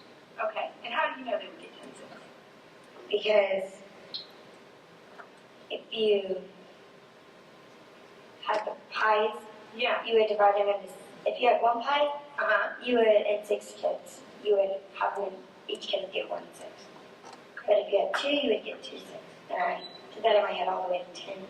Okay. And then tell us about what you wrote here. 1 and 4/6. Because 10/6 is an improper fraction, and I just put the mixed number. Okay. And so what do you think that means in the problem? The 1 and 4/6. What do you think that means for the kids in the apple pie? They get a whole pie and then half of a pie and then a 6th of a pie. Half of a pie and then a 6th of a pie. Do you think you could write that down? Okay. What you just said?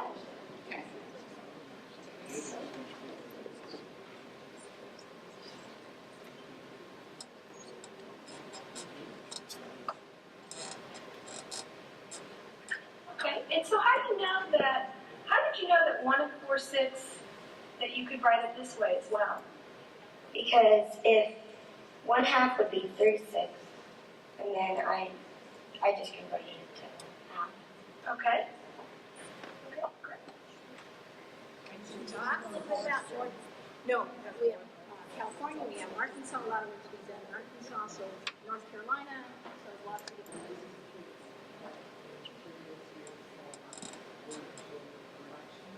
Some of them not, so they just naturally do it. So talk about Jordan, and talk about the interviewer too, how what we learned about Jordan from some of the questions. Is that what it was? The interviewer had a minute. Had to fill up the form. We had to see how she reasons. Yes. Because she reasons to do it. Depth of understanding. So what did she do? She did one pie to begin with and then went through it in her mind to say, okay, so there's 10 pies, so we get 10/6. Because you don't see that. She went back and explained it. Well, I did one pie at first, but then I did 2, the 3, and then all the way to 10. So you don't see any circles on her paper. No, she used like Yeah. to make it a proper fraction. But a really good tip, Dion, right? Yeah. Notice that we wouldn't have known that unless the interviewer had said, tell me how you know everybody's going to get 10/6. So the CGI conference, which is in Seattle in 2 more years, it's an international conference now. We sold out in 24 hours for Los Angeles. But we had a keynote, 2 keynotes. One was the author of your book. Talk about how when they go in and watch interviews, we tend to stop after the correct answer. That we ask kids questions before if they don't have the answer yet, but that we tend, after they give the answer, to not ask any more questions. And so this is a really nice time to think about all that we have learned about the kids, because the interviewer asked questions after the correct answer. So the interviewer asked, how did you get 10/6? And that's why you were able to say, she told us, in her head, she cut one thing into 6 pieces. Why? There's 6 kids, and she said, and if there were 2, that'd be 2. And I did all that all the way up to 10. So whose strategy does that remind you of?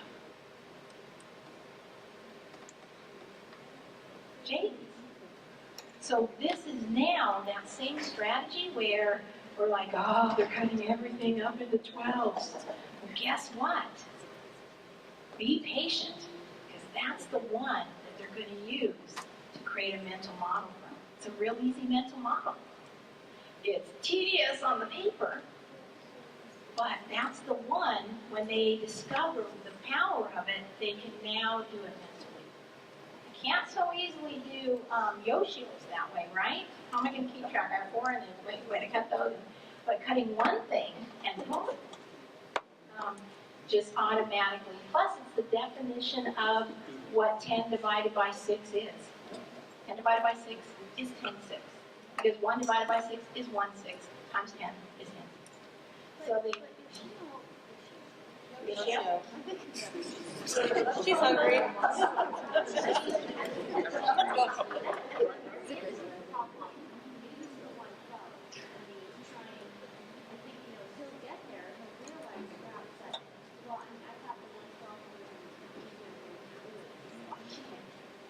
Yeah.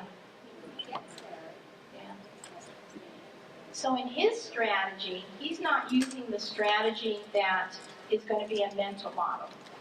But his strategy enables us to engage him in 1/3 and 2/6. Yeah. Yeah, so you can see tied into find 1 and multiply. So it's looking at not what we want the kids to do, but when they do these strategies, what's the math that we can pull out? So there's different math in Yoshio's strategy than there's going to be in somebody else's strategy. So it's the richness of kids' strategies that allow us to cover so many concepts in mathematics.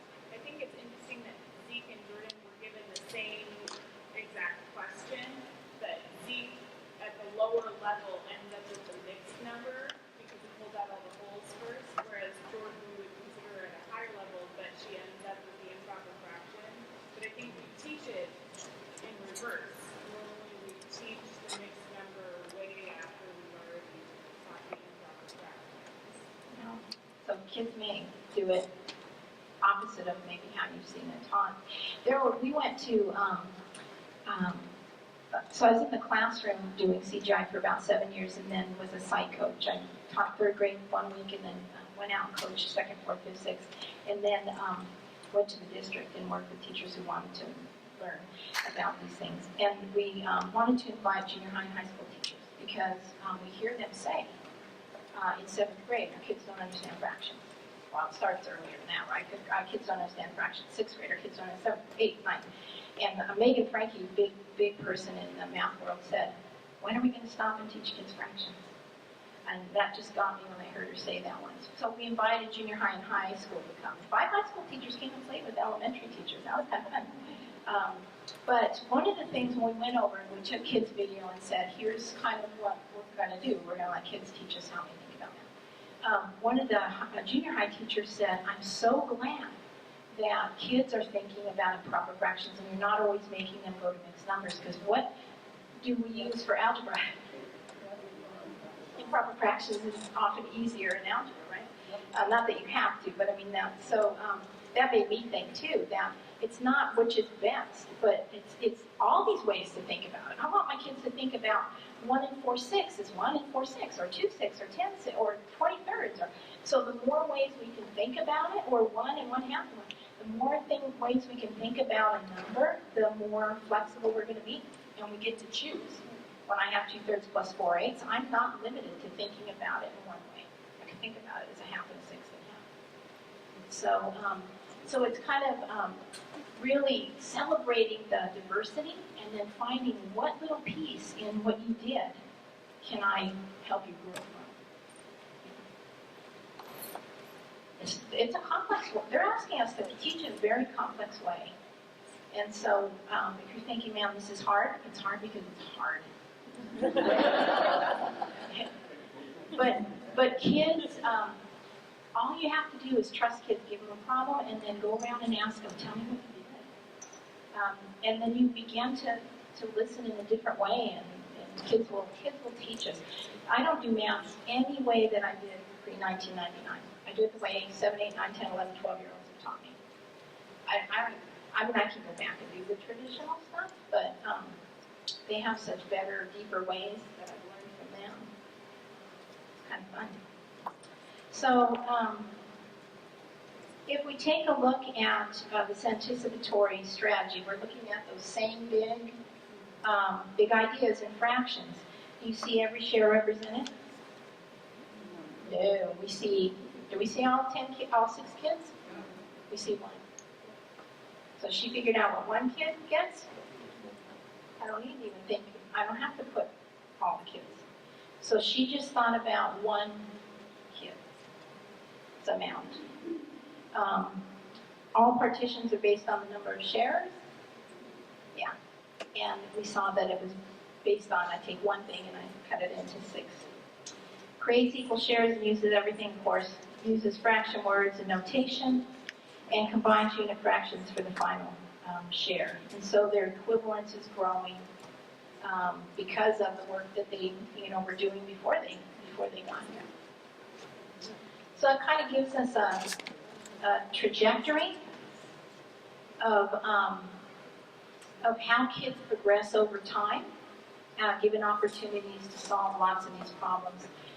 Just from an implementation, I don't know what limitations you have at your site, but when we began to mess with this idea of teaching using children's thinking, we had a lot of flexibility in our site. We were very low in our scores, the site I was coming from. We implemented CGI and balanced literacy, and we grew 280 some points in 5 years on that. So we just changed our instruction. We were good teachers, and we had good kid brains in front of us, but our instruction was off. We didn't know it. We were teaching best we could. So when you put good teachers with, we know we got great kids out there, and different kind of instruction, whoa, it just takes off. So we couldn't teach in chapters anymore. So we did equal share all through the year.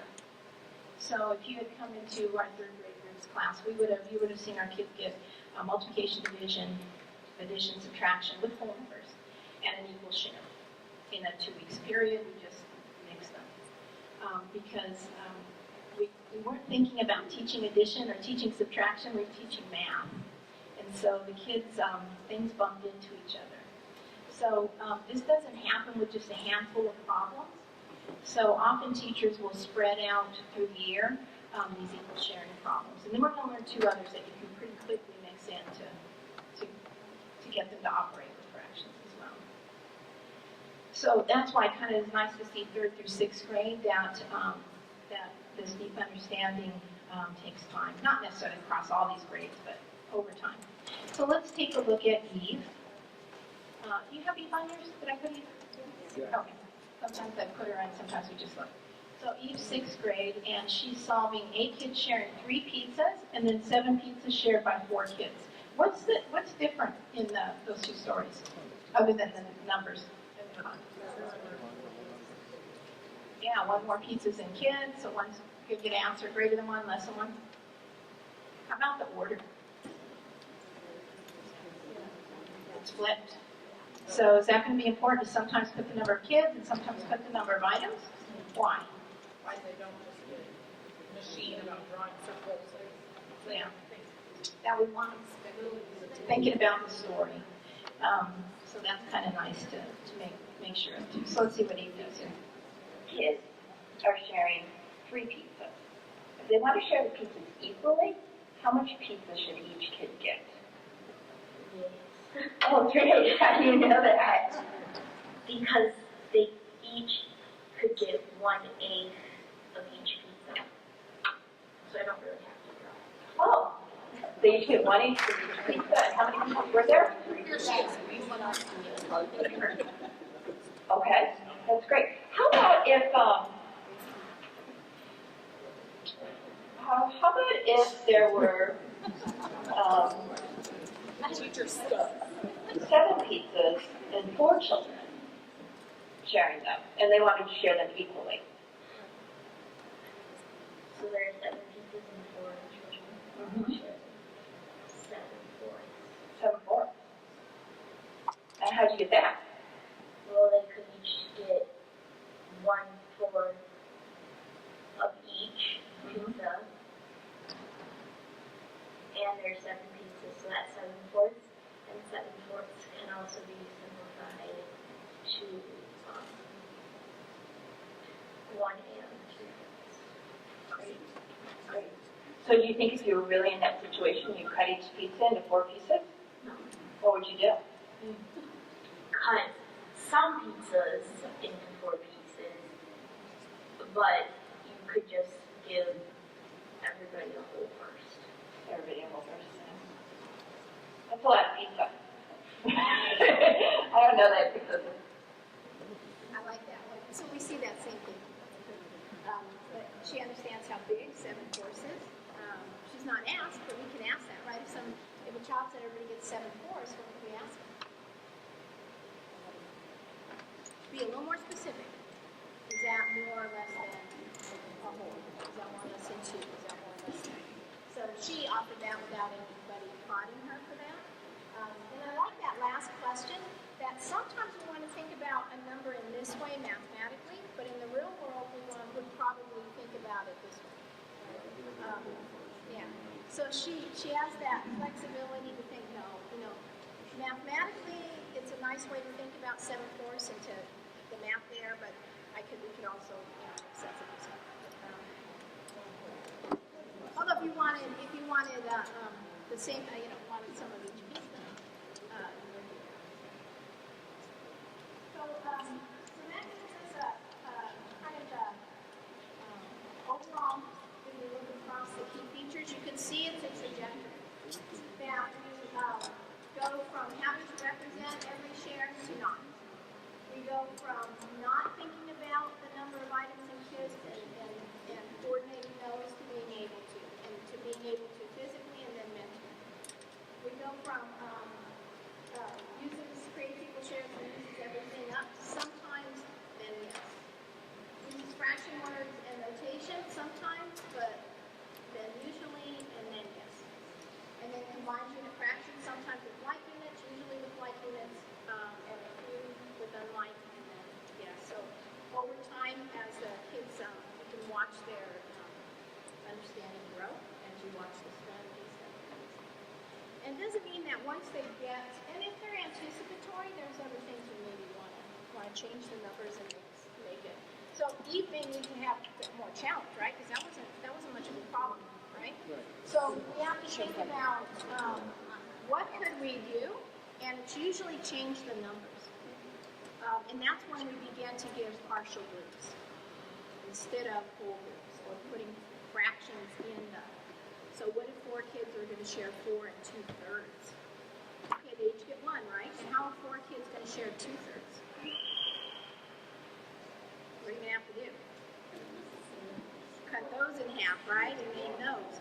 So the number choice allows us to give the kids the same problem, but change the numbers to meet where they might need as far as a challenge to make sure it's still a problem.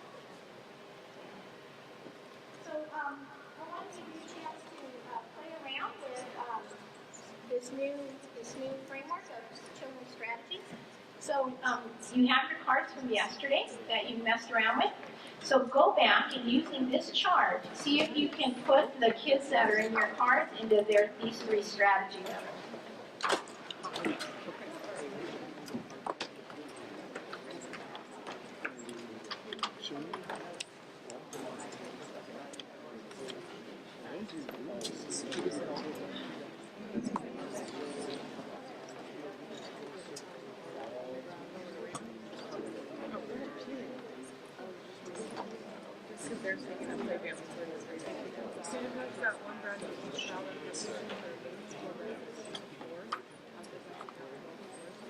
Sure,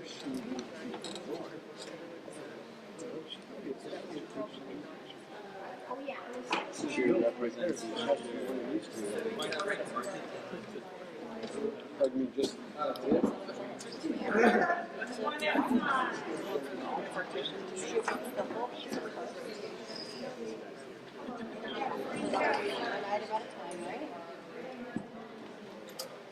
Just for some extra.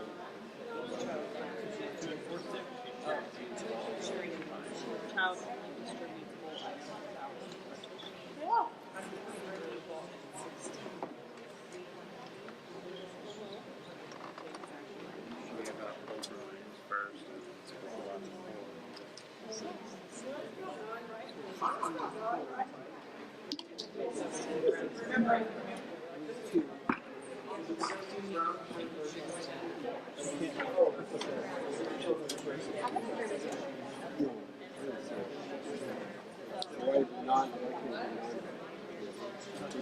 Did she get this part? She's way past it. She did it right.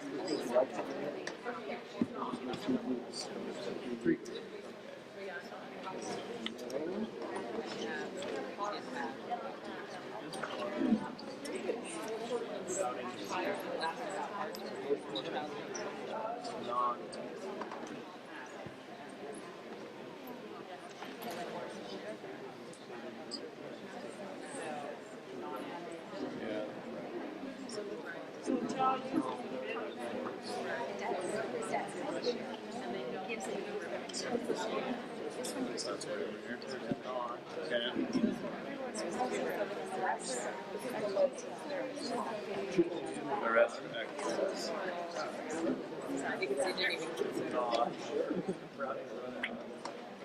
The rest can be given to the teacher.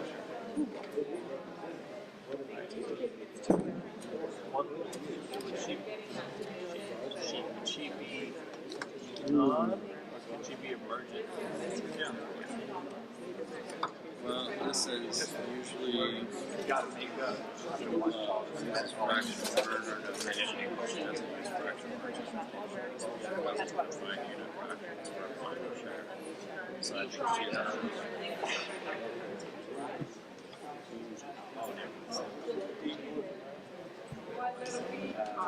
You didn't say. gotta find your own box. Want the answers revealed, the correct answers, we need a few more minutes. Did you register for that? One more minute? For this class?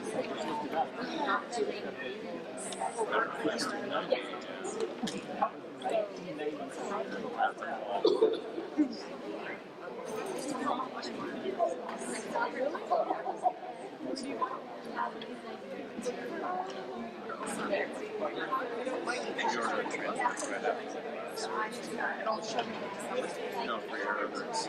Get it out.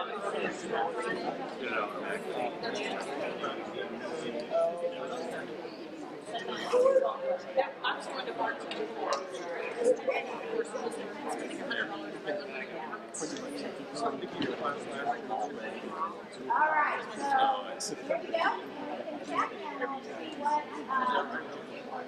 questions you might have. Do that, right? That's what I'm doing. I haven't turned mine last. Okay, so see how you're sorting those with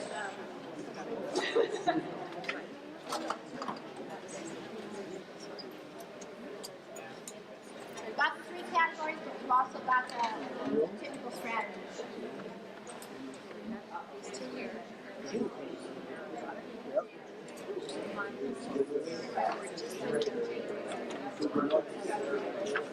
Go home.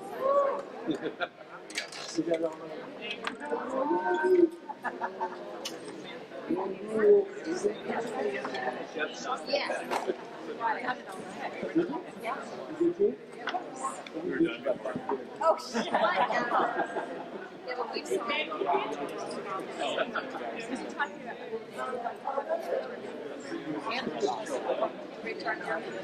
Choosing text and came up with websites for the Egyptian fractions.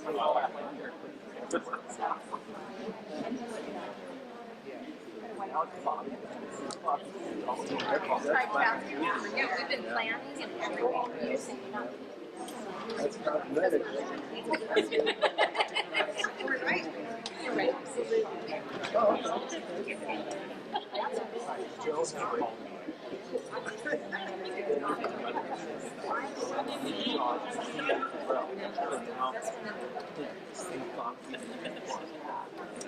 You want to do it again? No. That's just basically for your done.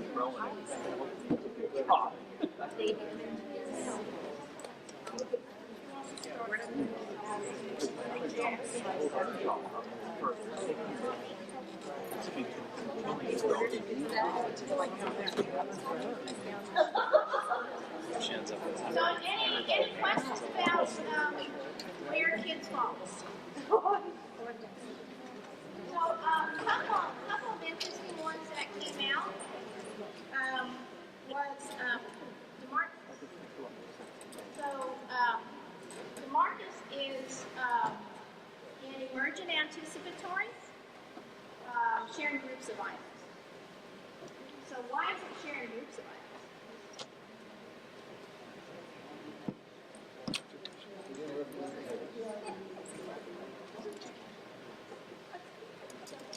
So I took out the whole number. So some of us were wondering, is this now in, when you look at the chart, it says represents each person's shares. And thinking about, well, he doesn't show the whole. So the wholes he can figure out easily, he doesn't have to draw them all. So when he goes to do the fractions, and that's kind of what we're looking at, do we see every kid's share? Yeah, I can put my finger on kid 1, 2, 3, 4, 5, and 6. So sometimes they pass out the wholes mentally, and you're only going to see the leftover, but it still is everyone's share. And it's sharing groups of items, not one item at a time. Why is it not one item at a time? It took 2 brownies to create enough for 6 people. So they didn't take 1 brownie. So another one that was before had a good discussion about was this time. So if we look at it, it looks like halving, right? There's a lot of halves up here. But it's not just what it looks like, it's how the kid was thinking about it. And so if we look at it, he said 2, 4, 6 on 3 brownies took care of all the people. What does that mean?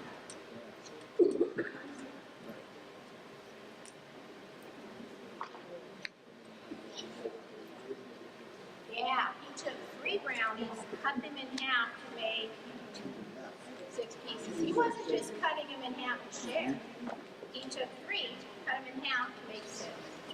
So, yeah, we have to ask him, why'd you cut them in half? And they look at you like, what do you mean, why'd I cut them in half? I'll share it. Versus, I cut them in half, I took 3 of them and cut them in half so I could make 6 pieces. Picture could look the same, understand it. So we needed his thinking, and he kept doing that. So every three brownies gives everyone half. And then it gets down to that leftover, and then he has to cut it in. So this is emergent anticipatory sharing groups of items. So he shares 3 things. Then the discussion about does he have the correct answer or not? It's a correct answer, right? There's lots still to ask him. And so I hear some of you thinking, well, it's hard to get away from wanting him to look one particular way. And to speak and maybe feel comfortable about kids knowing it in different ways. But there's still lots we can ask. We don't want to leave kids here. They're giving us a perfect opportunity to keep developing their understanding. What might you ask this little guy about 2.5 and 6? And you can ask to get the specific answer, but remember there's other things we can ask him to consider about him.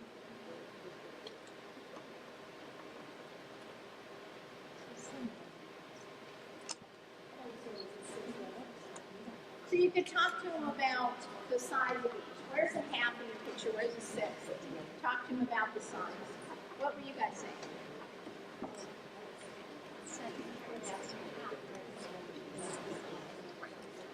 Did everybody hear that? So say that again what you could ask. You could ask if there's more than 3. Yeah, if I had 2.5 brownies and a 1/6 of a brownie, would I have enough to have 3 brownies? And when I was telling a group back here, a teacher asked just that question, and the kid says, no, you need 2 more 6 to have 3 brownies, because a 6 that 2 6 is a half. They're like, whoa. So then you could use that. Wait. So you said 2 6 and 1 6 is a half. So could you, if you have a half and 6, how many 6 would that be? So you never know what they're going to say after the correct answer. And you can't have a list of questions. You can have a list of starting questions that we're talking about, but what's your next question going to be? Whatever they say, you're following that. So we're going to look at starting questions, but that starting question is going to lead based on what the child knows. One other thing I wanted to mention. So we've got, people back here was looking at a lot of kids were in non-anticipatory, trial and error, or repeated having. And you're going to find out what's one of the reasons why do you think that this problem in particular would lend itself to a lot of kids being trial and error, repeated having, and then not working at the end? I don't know if that's a good question. Not a very good question. But there's something about the numbers that is going to make this difficult for our repeated habits.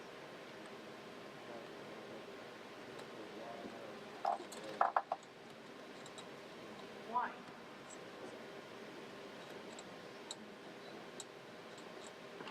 Why is this problem going to be particularly challenging if I only am a repeated habit?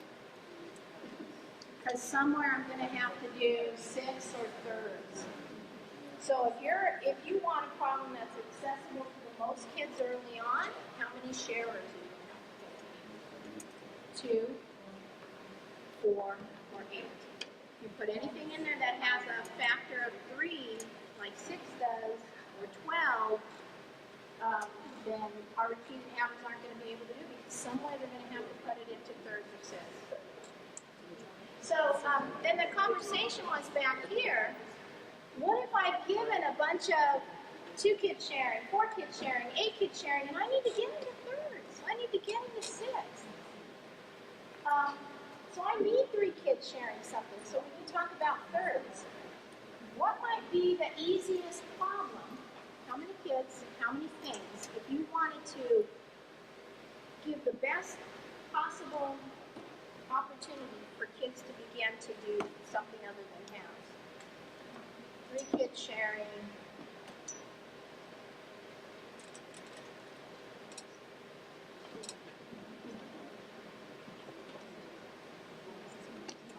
We're gonna come back to that.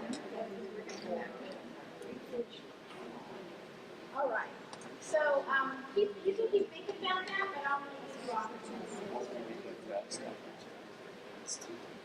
So what I want to look at, we have just about a half an hour, so that'll be a nice amount of time, is to look at this idea of if we're not showing kids what to do, if we want to let kids do the problem solving and then build on what we are finding out about their understanding, what do I do? So somebody was saying, is there any time for direct instruction? And so if we're going to teach this way, what's my role as a teacher? And so we looked at our role as a teacher, if we're looking at this, is to think about these 3 skills: attending, interpreting, and deciding how to respond. So the kids are doing the work of solving the problem, but we have to do the work of listening to how they're solving it, thinking about what it means they understand, and hopefully this chart now will help us be able to focus in on things that are important to look at, be able to tell where they're at in their understanding, and then know where they're going to go next.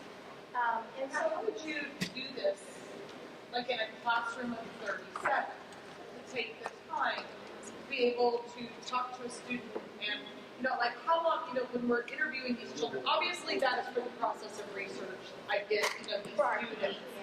But I mean, how long would you visualize a discussion coming up? Like, okay, so, so say I'm correcting something and I'm looking at a student's work and I want to call them up the next day and have a discussion about how did you arrive upon this answer, or what was your thinking? Are we thinking that's a 2 or 3 minute discussion? Do you pick 5 kids a week? How does this transfer into us as teachers with the real life that we have 37 kids? So the researchers have great respect for us. They're sharing how to organize how kids think, and then they want us to, our personality, our constraints, to figure out how we might use this in our classroom. But I can share with you some things that teachers have done, just a few, and then we'll talk more about it.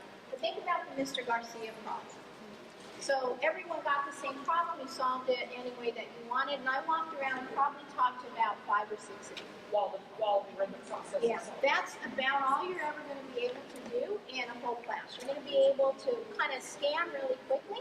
Like I was looking for particular strategies. I know how teachers solve it. I know how kids solve it.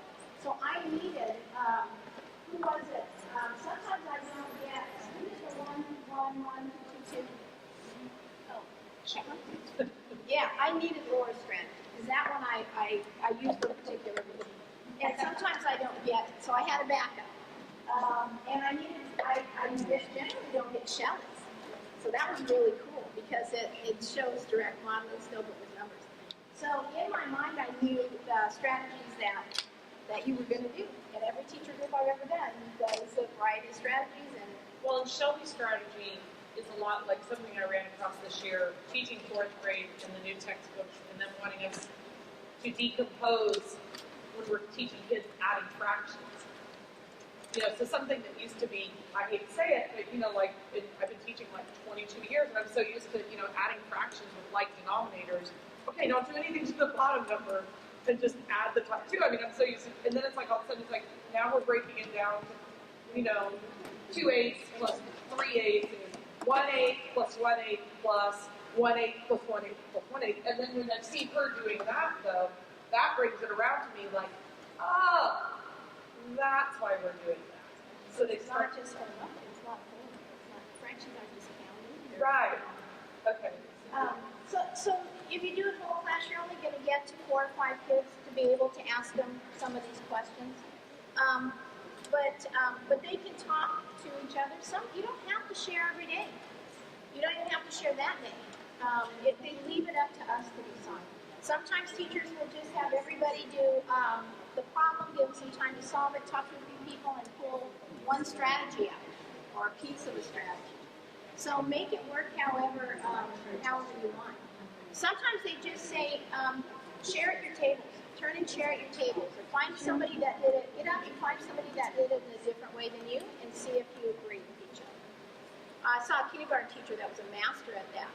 So his kids would solve problems and then they would come to the rug to talk. And so when you finished, you came to the rug and he taught them how, right? It takes time to teach kids how to do this. But they meet up to each other and they had to find somebody on the rug that solved it in a different way and then talk about it. And he held them accountable because when he came up, he was going to choose somebody.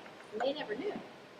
So David, tell me what Mary said and how is it similar or different? So it leaves us to be creative in lots of neat ways and it didn't, sometimes we wouldn't have time to discuss it because math was backed up against lunch. Sometimes it was like, you guys, we'll share a couple things tomorrow, which is nice when you're first starting because you can think about it. Let me see what I want to share. What questions do I want to ask? What do I want to... and we would come back the next day, take a look at your work, remember what you did, I'll give you a minute or two, everybody good? Okay, let's talk about it. So it leaves us up to our professional decisions on how we want to do it. A brand new teacher we took him to Wisconsin with this poor guy in his first year. It was a bunch of girls to learn about these things. And it was whole numbers, it wasn't fractions, it was with the ladies.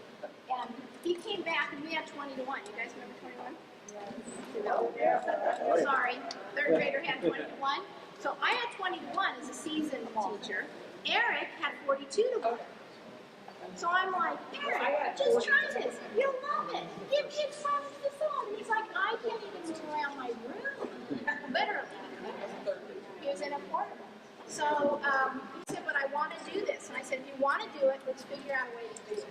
And so what he did is he would give everybody the same problem. He might change numbers, but at the beginning he didn't know how to do that yet. So he'd give everybody a problem and with numbers that made, at the beginning you didn't have to play around with it a little bit to get better with the numbers. But everybody would solve the problem. And then he would call 6 or 7 kids to a little spot that he had left over in his room. And the other kids would work on something for like 10 minutes. Get out, he had a counting here, and I'll show you some counting. And then he would just practice with that little group of 5 or 6. So he didn't have as much classroom management issue. He could listen carefully. He could think about questions. And so it gave him a small little group to learn how to do this. So teachers do figure things out, right? They want to do it. And you're here with other people. You guys get a lot of collaboration this year. And so share those things. Yeah. We tried putting like groups together, and it never worked. Nobody did as well as makes it. So we would stop. So it's deciding how to respond. I want to take just a first look at again some research on the kinds of questions that we can ask kids that are productive questions when we're teaching in a way that's responsive to children. So, I'm trying to get down, sorry. So,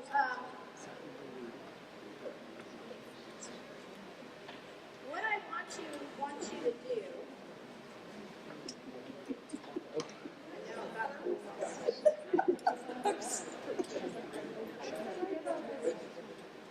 I want to give you a chance to practice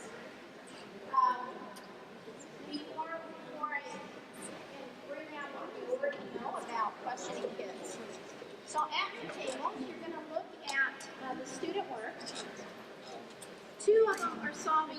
problem and one's different.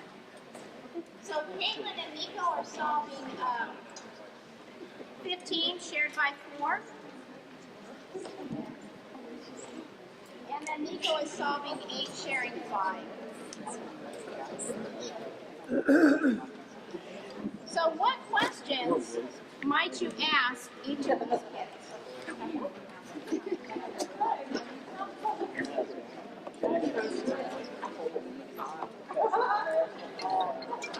Oh. That's on film right now. This is the right. His phone ringing. I know. His phone ringing. So see if you can understand what these kids did. 2 of them are solving one problem and the bottom one's a different one. So first attend to the details and think about what they understand. And then try that third piece out. How would you respond based on what your child just showed you in his or her strategy? We don't have them here to hear it, but we can look at their student work and resources.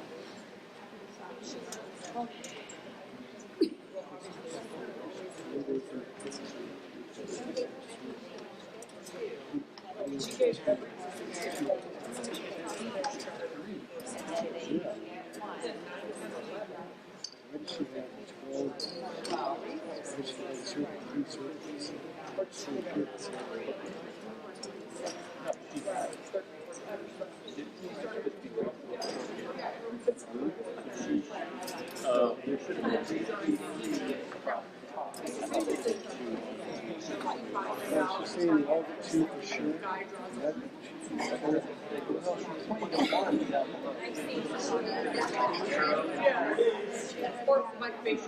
Working divided by 2. What's the other? 9, 10, 11, 12. There's 3 left. Okay. So how do you divide? So she said, These are more.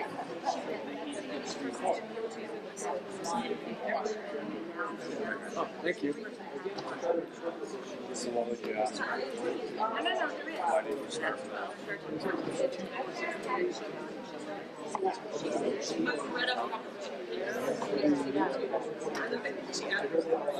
Let's get 3 3/4.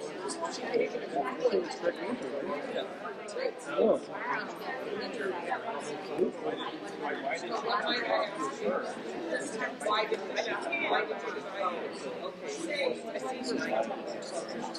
Why did you divide Why didn't you divide 4 into 15? Is that too hard? What are you struggling You can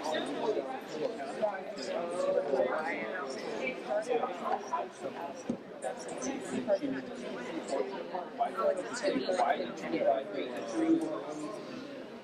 It was 4 people. She doesn't give an answer. You might ask her how much is her area. So how many?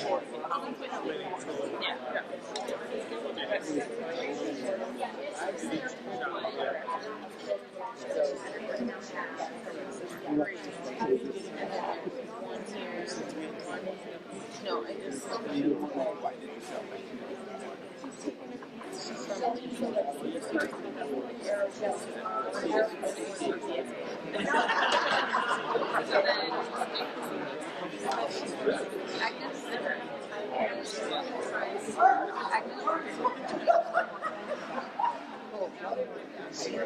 I felt bad.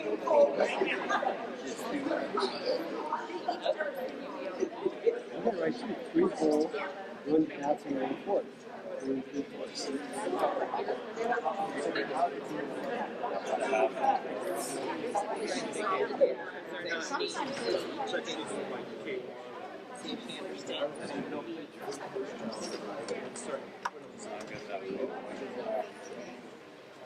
So we're going to look at 2 categories. There's more categories, but these are the 2 that that are pretty powerful ones to start with as we want to go and explore this idea of responsive teaching. And so these categories, one's going to break down into subcategories. But when what they found is productive questions or productive teacher moves with kids. So what kinds of things teachers can say or do that either support or extend children's thinking fall into certain categories. And just really briefly where this all came from, San Diego State and UC Davis, the professors there were working with teachers around children's thinking. And they have lots of teachers out in the schools that they work with, and they ask the teachers to interview kids one-on-one. So set up a camera, you and a child, interview them solving problems, and give us those interviews. And then the grad students looked through all the interviews. They watched over 1,000. I'll see if I can I'll find the Teaching Children Mathematics article for you guys, because I think I can copy it. And so they just looked through thousands of interviews and coded them. So they would watch a teacher interacting with a child. So the child would solve a problem, and the teacher would ask a question or do a move, teacher move. And the researchers said when we asked these kinds of questions, they didn't really support or extend the kid very much. But when we asked these kinds of questions, they did. So they weeded out the questions that we asked that give us the biggest bang for our buck, that support or extend kids. And again, they helped us, things that we already do, they helped us organize it so we can use it better in our classroom. So two of the categories that we can do when we want to support kids or extend their thinking is to ensure the child is making sense of the story context. And the second category is to explore the details of the child's existing strategy. We look closer at this, and I'll give you a chart. So we're going to let Ryan, an interview with Ryan. Ryan's a fifth grade student, and we're going to let Ryan kind of, in his interview, kind of help us think about these ideas. So I have two transcripts. Front back of Ryan as we watch the interview, and I have to kind of warn you, Ryan interview can evoke things out of our mouths.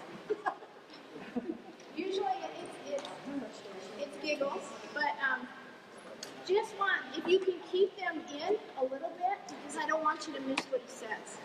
Because sometimes it's easy to kind of, make sounds when he's done something, and often we've missed a really important thing that he said. So the transcript will help with that, because it's hard, not to react to kids, that's what we do.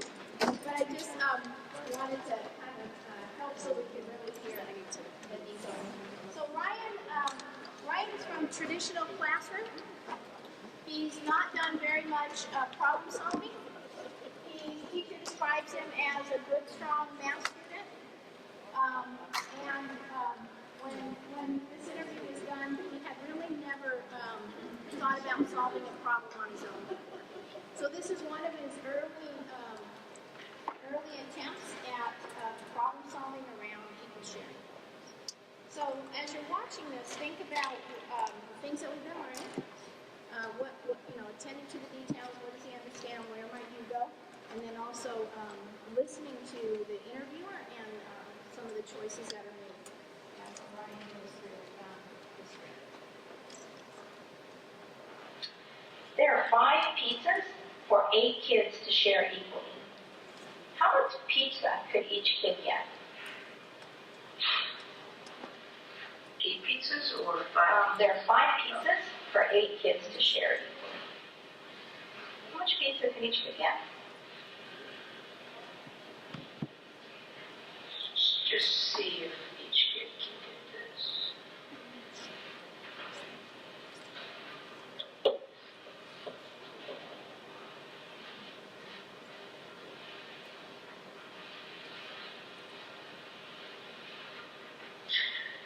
So 1/4 of one pizza. Then another fourth, which makes it 2/4. So you have 2/4 of 2 pizzas right now. Then you would have 3/4 of 3 pizzas.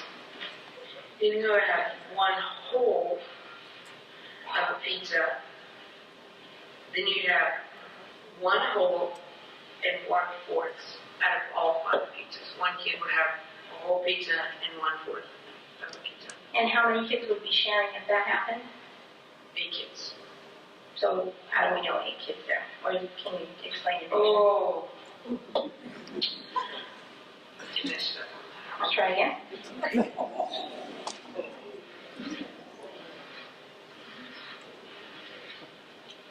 5 pizzas.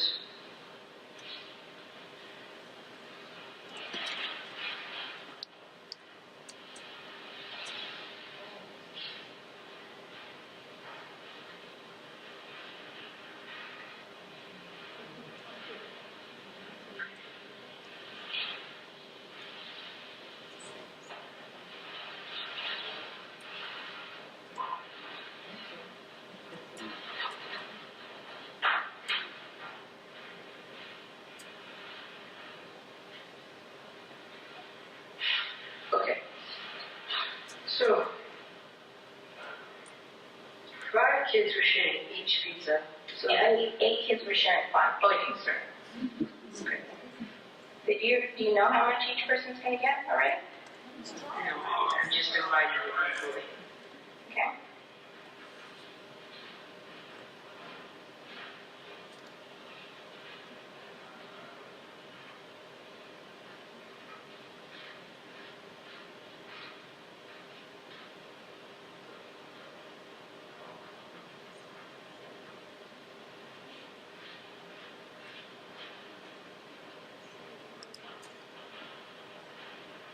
Okay. So, 1 kid would get 1/8 of a pizza, then another 1/8 of a pizza to make it 2/8 of a pizza, and another 1/8 of a pizza would make it 3/8 of a pizza, and another 1/8 of a pizza would make it 4/8 of a pizza, and another 1/8 of a pizza would make it 5/8 of pizza. So each kid would get 5/8 of each pizza. Is that enough to have a whole pizza? No, No? How do you know? because it would have to be 8/8, which would make 1 whole. Is it enough to have half of a pizza?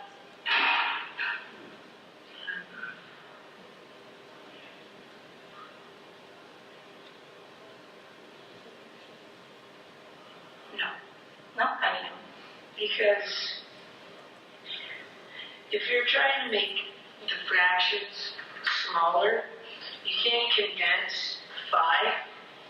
You can condense 4. No, you can. Because if you're so if you're condensing, you get 5. Okay, you condense 4 into. Oh no, you can't. You can't condense 5 into a small fraction. So you think they would have enough to have half a pizza, or more than half, or less than half? Less than half. They'd have less than half a pizza with 5/8 of a pizza, and how do you know? Because you can't. If you're trying to.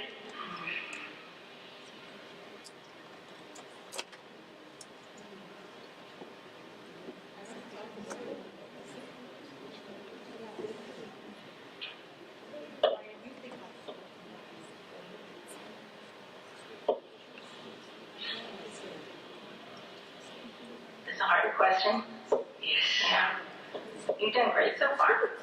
So how much pizza is each person going to get? 5/8. 5/8 of a pizza. Nice job. I know. Good. They're gonna get more than a half pizza because 4/8 would be 1/2. Then they basically have which would make it 4/8, and then which is a half. Then if it was 5/8, it'd be more than half. How much more than half? Oh, 1 fraction. What would that fraction size be? 1. No. 1.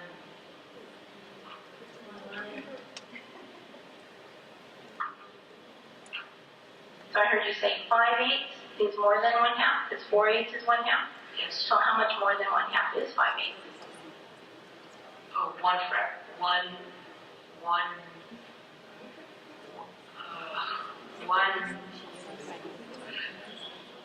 I think 1/2, or no, 1/4? 1/4 more than 5/8? Why? No, 1/8, because if you added 1/8 to 4/8, it would make it 5/8. Nice job hanging in there with that.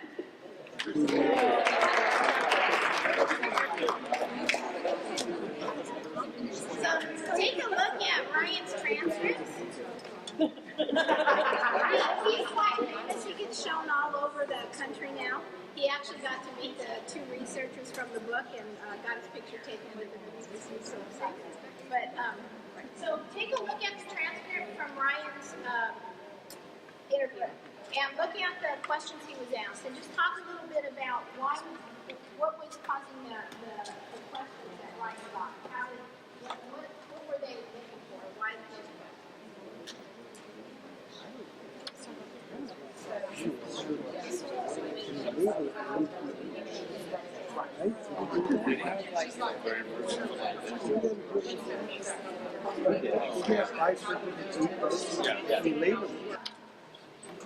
of his thinking, and then they explore details of the child's existing strategies, and I want to just share some of the categories that fall under there. And not all these categories were done in the Ryan interview. It's not like a checklist. It's just a bank of questions that help us have more options of where to go to. Kind of what kinds of things can we begin to ask kids? What kinds of things is powerful to ask kids? So we can pose a starter question to the child, and often it's just tell me what you did, or can you explain your strategy? We can also press the child for a detailed explanation of his or her problem-solving process, so how they went about solving it themselves. We can probe the representation to highlight connections to the problem context. So where in your story do I see these kinds of analysis? We can question the child about the quantities and their relationship in the strategy, and that's where a lot of these questions fell. Or we can invite the child to think ahead before executing a problem-solving step. Did you see any evidence in there? There was one point when he started, he drew the first one and cut it into 8s. And and then was gonna. The question was, do you think you already know the answer? Why is that a nice time? His strategy. Why is that a nice time to ask? He hasn't finished it, and he's. Could he find an answer easy from his strategy? Yeah, they're all 1/8. Did he realize that yet? No. So we gave him a chance. Hey, Ryan, do you think you already know the answer? Oh, yeah, it's going to be 5/8. Well, then don't draw anymore. Yeah. Let's figure out what else to put on your paper. I think as a teacher, you kind of know Ryan's skills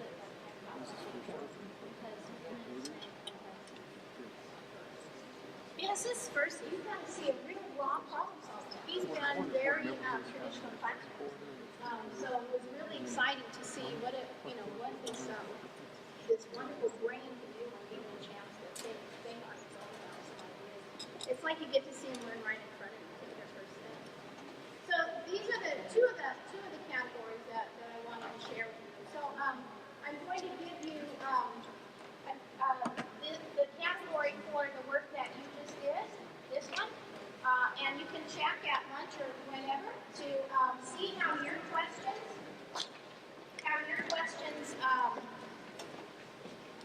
if you thought of some of these, or if there's some that you didn't think of for your student.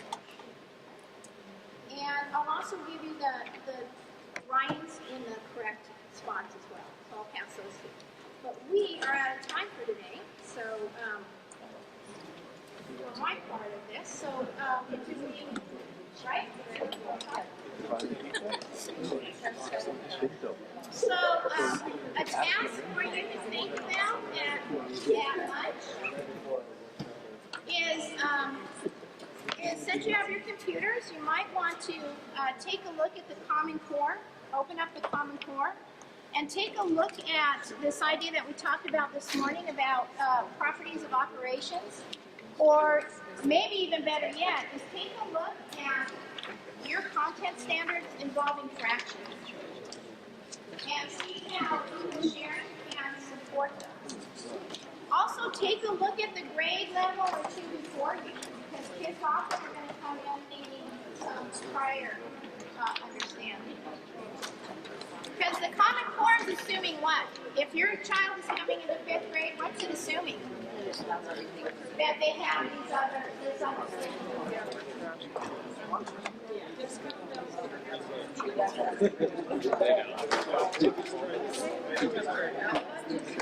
Right? So lunch is here. Thank you guys.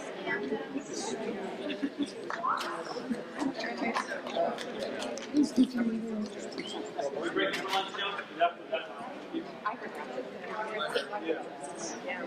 So you guys know, does it feel like it's already warming up? I think I finally got the temperature change. Like the third person I asked, I think they finally did something. It feels different. Lunch is back there. Box lunches today, I think.